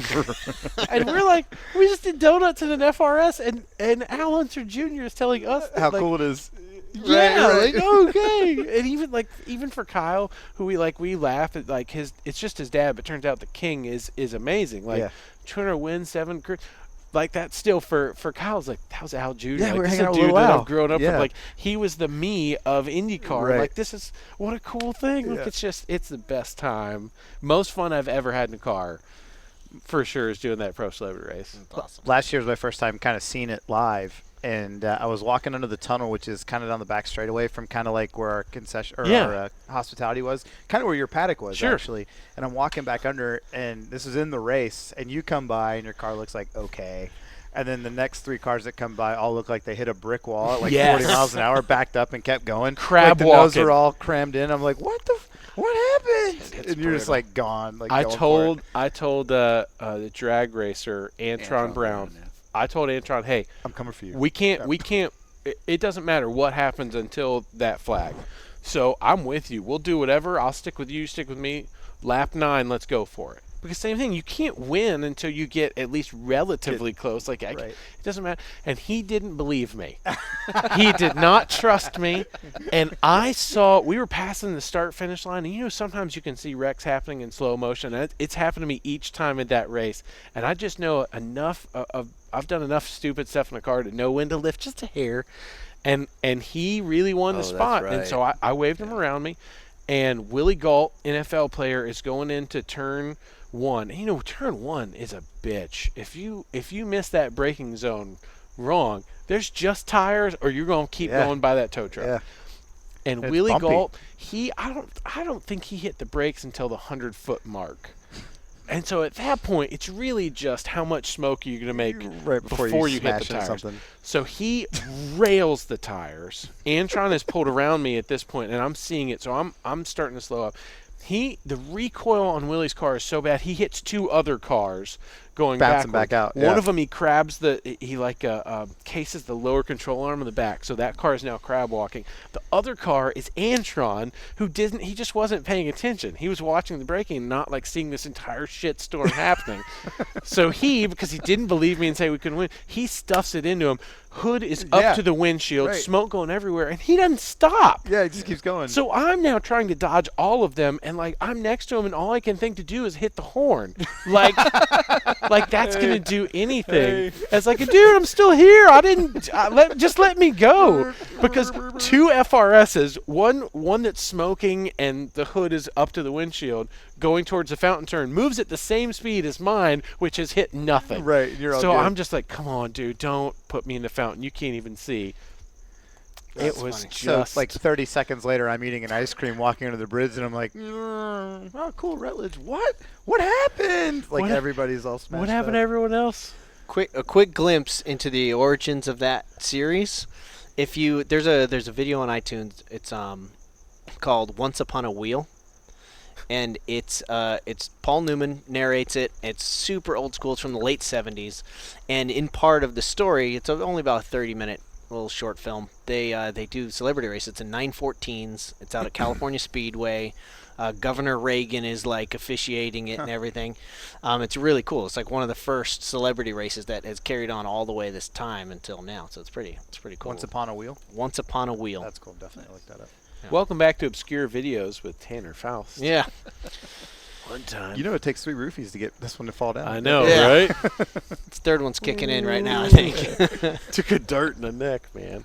You have something else. I can You know tell what, now you. you have you have to ask a question. Oh, great. So tomorrow we're meeting up with Marshall Pruitt, who's Yeah. one of the most well-known journalists in sports car racing and IndyCar, as well as other forms of motorsports. Writes for Racer Magazine, Car and Driver, or Road and Track. Yeah. Also has a beard. Also has a great beard. Yeah. Yeah. He was a team manager when I did 25-hour of Thunderhill. Yeah. In a turbocharged Scion. Who'd you drive for? For him. What was the team name? Did you drive with a guy named Don Gardner? Dan Don? Dan Don. Maybe. Was he one of the drivers? Probably. It was. I remember it was. Short, bald guy knew more God, than you. So terrible with names. I know. I'm This was a already long- excited watching you try to come up with these names. This was a long time ago, but Varsha, his son. Yeah, Matt yeah. We actually interviewed Bob. Oh, Okay, cool. so Yeah. Bob's son God, was he's one got of them. great hair, doesn't he? It came up. He Yeah. was sponsored by Molecule. Yeah, Matt Yep, Barsha. yep, Yeah. Matt Barsha. And then I don't remember the other guys. Okay, so maybe it wasn't Dan Don then. Doesn't sound right. but- Bob's still in Atlanta? Yeah. Yep. Yep. They're actually thinking about moving. You can Yeah. listen to it If on you our listen podcast. to I it. will. Yeah. Where's he going to move? What do you say? Charleston was an Yeah, option. there's a few things discussed. Yeah. Charleston sounded very likely. It's nice. I tried to get Tanner to move. It's To not going to work. To where? Atlanta. I don't know. It's not going to work. He Nice. loves we have our a good, town. We have a good time here. Because you're in Right Orange there. County, right? Mm-hmm. Yeah. Yeah, not far from here. Hour and a half. So Marshall Pruitt, we're going to be having lunch or something with him tomorrow. Anything you could think to ask him? I'd like to know how he conditions his beard, because Rhett's pretty big on beard conditioning. Feel this. Feel this. I put a little. Ow! What's your problem, man? He immediately started Whoa. smelling it. How many did you get? How many hairs is Odd that? or even? No. I play this game with my dad. You're going to just, whatever I say, you're going to say it's the opposite. So we're pull more. sprinkling the hair out on the pizza box. Yeah, who wants some pizza? I put some conditioner in earlier. You I got a new you conditioner. always make me smell your beard hair. Yeah, well- I don't get what that's about. Hey, don't know if you guys have plugs. MyBeardandCompany.com. Lovely people. Beard and Co. It's his husband and wife. And our just makeup, happened? our You think makeup I'm lady kidding on about NBC, that? No. Our makeup lady on NBC said, "Hey, you got to check these people out." And I was like, "I don't know. I just use conditioner. Like, keep it real." I looked on there; they had all these great oils and stuff, and so I've been using it, and it's delightful. So that's why I will often ask you to smell my beard, as I want to see if you can tell. Like, today I use there's one that's like Arctic mint, but it just smells minty. I don't know. Not Arctic-y. Not really. I don't know just what minty. Arctic smells like. It's cold, I would guess. We've been to Iceland. Fresh. It was cold there. We had squid ink pasta in Iceland. I'm sorry. You got to come up with a question for Marshall. Okay, I would Yeah. want to know what has been his favorite. If he had to name one race that was his favorite race of all time, that he was able to watch or enjoy or talk about, what was it and where? And it doesn't have to be big. Like, hell, it could have been Newman winning at Lime Rock. It could be anything. But do you see that? I assume you guys saw the Driven or whatever. the documentary Driven. that Corolla put together. Yeah. Wasn't that awesome? Winning or something? Yeah. Yeah. That was great. Fantastic. Made me want to race a Datsun 510 even more than I already do. Right. Which is why I have one if you need one. I got to spend Oh. a weekend with Paul when I was about 11. He was racing Lotuses in what is at the time was Bridgestone Supercar, which is World Challenge now. And my dad was his team manager when he ran the You're Lotuses. kidding. So we drove a small truck and trailer from Atlanta to Connecticut and stayed at his house with his wife Joanne Woodward, and like they bought me Legos. And That's like I awesome. ate breakfast with them every morning, and like we had a whole weekend of it. And I have on my wall at home, I have like a original Le Mans, the movie Le Mans movie poster that's framed, and then next to it is a Lotus Elan. Remember that car? Yeah. They had booklets that came in the glove compartment, and that was the car that was like the hot sell at the time. And so he signed to Ryan, the hot kid on the block, Paul Newman, 93 or something, 92. And so I have his autograph. That's He doesn't, awesome. he doesn't give autographs. That's the coolest thing Yeah. ever. So like I got Steve McQueen and then Paul Newman on the wall. that should probably be in your racing bio. I think it is actually. Okay, it should be. Yeah. That What, sh- you it didn't should read be it? like You right didn't- underneath you didn't race car remember? driver, and then it should be that amazing Got story. to play Holy with cow. Legos. Yeah. So yeah, I was really excited to see that. Saw a nice That documentary documentary. about Legos on the plane on Delta on the way out here. Is it like Brick Land or something? Yeah. Yeah, I haven't seen it yet. Fantastic. Yeah. Should watch Did you that. see the Lego movie? Did I see the Lego movie? My life, I basically wake up singing "Everything is awesome." Everything hear is you, man. great when you're part of a team. Everything is awesome. Go sports! That's me. So that is so much me. Go sports team. All right. I would want to know what. But also, here's the other thing I would want to know: Anything else? if he could have been in any race ever, like separate from that, if he could pick one racing series that he could have had a legitimate shot. Like I remember my second, third year working in NASCAR, I said publicly, if someone would pay for me to be in an ARCA car for a year and give me a shot at this, I will walk away. If it doesn't work out, you won't ever have to see me again. I won't show up on TV. I'll just go disappear because I loved watching it so much. And then I realized, like, one dude out there might be like, okay, Yeah. Right. here's a Let's check. Yeah. Let's sign his death wish for Yeah, him. if you can make it out of ARCA alive, you'll escape with your life. Not everybody does. Do you have a question for him? I wanted to know about the beard Yeah, that's conditioner. in I there. didn't know if that was a big Yeah. thing. No, I got it. It's us in You there. bearded wasted your guys. question. I mean, I want to know if I ever decide to grow. Because I I also told Tanner he had to shave his 15-year-old mustache this morning before we went to work. I was like, Is that a thing? Are you growing Or are that? you just being lazy? Yeah, what is that? We had lunch with Patrick Long, the factory Porsche driver, the other Yeah. day, and he lives in Venice. or Venice whatever. area, yeah. And you know he's a Porsche factory guy, so he's very straight laced and like Sure. buttoned down and everything. But because we went to the Deus Ex Machina shop, which is like a cafe racer Oh, cool. coffee shop, and it's just badass. He's got like his his SoCal outfit on, and he has a little ginger mustache that's like a day growth. Yeah. And we're both like, that's the first thing I said. I'm like, so let's sad. talk about it. What's up with that mustache? Like, is that a thing? Right? He's like, what are you talking about? like I can see when you whistle. So it gets thicker. It's like the hairs align a little tighter, and then all of a sudden it's dark. How does it work? Yeah. See that? Really good. It's a thing. This has been delightful. We seriously appreciate you guys taking the time. I know you had a long day. That's why I was so much like, hey, if you can't do it, don't worry about it. If But- this part makes it in, for people that don't know and you're just listening, it's just four dudes sitting on a patio at a hotel talking for 6 hours, and it's going to be 12 minutes when you're all done. Yeah. You gonna be able to work this down to 12 minutes somehow? No. No. Okay. Yeah, Maybe an that's hour. Do you have a name for this? Dinner with racers.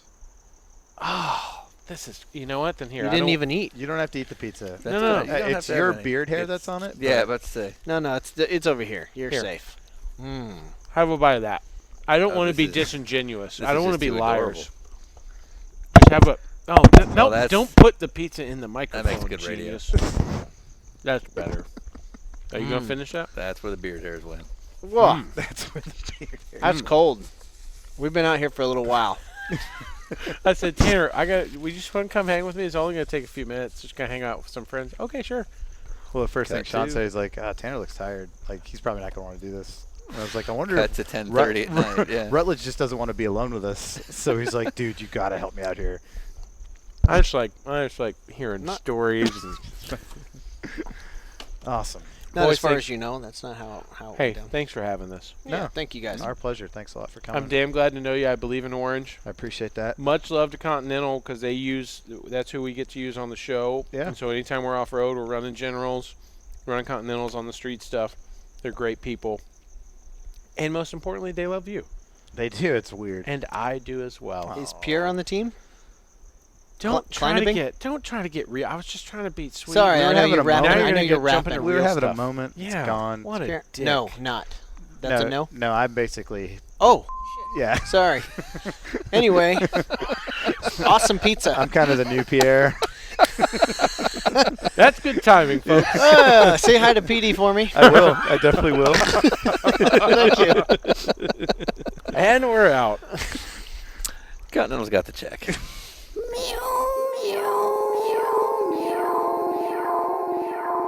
I'm finished. And that is what an evening with Tanner Foust, Ryan Eversley, and Rutledge Wood is like. Hope you enjoyed, and glad the rat didn't get us. One quick personal note, when this whole thing was over, anyone who knows me knows I'm not known for being the most affectionate guy, and Rutledge Wood comes over, and he's like, Sean, give me a hug, I'm a hugger. And I gotta say, it was a nice hug. So continuing our tradition of introducing a few bands that we're all fans of, we're going to present to you another friend of mine, Paul Lax, and his group, Icy Hawks in LA. Icy Hawks have been around for actually a long time. If you look them up on iTunes, it is the words ICSEE, Hawks in LA. Very cool mix of sort of country and bluegrass and rock and a few other styles. And this is one of my favorite songs that they put out called Wonder Valley. Enjoy. I like rocks and rock gardens. I like to watch materials harden.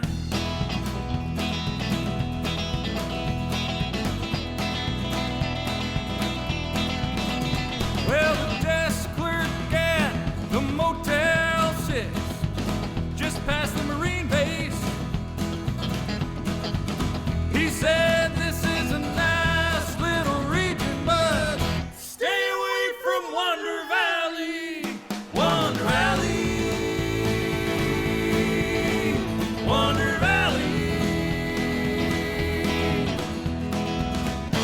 It's the land where a man can take a stand. Wonder Valley. You don't need a delouser. Better bring the douser to Wonder Valley. Groove the land, take a stand in Wonder Valley. Watch the sunset change the shadows, watch the food thieves swinging from the gallows.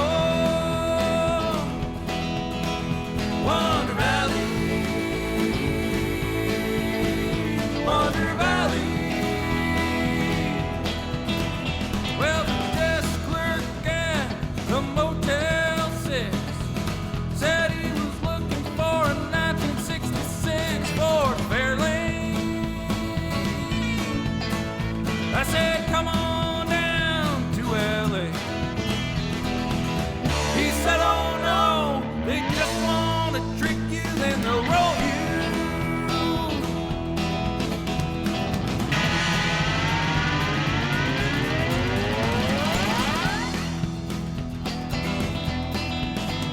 Well, I stayed up all night, watched the sun come up.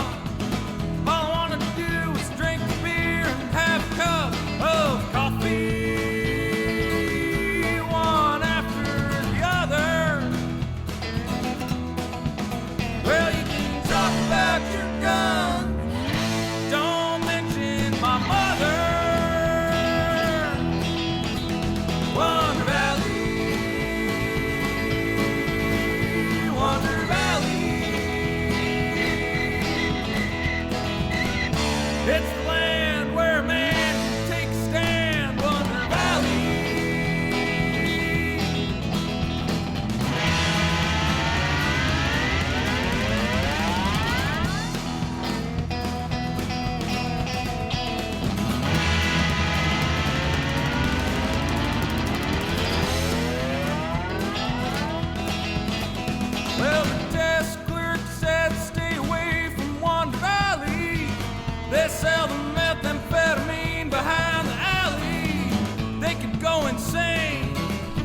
They could kill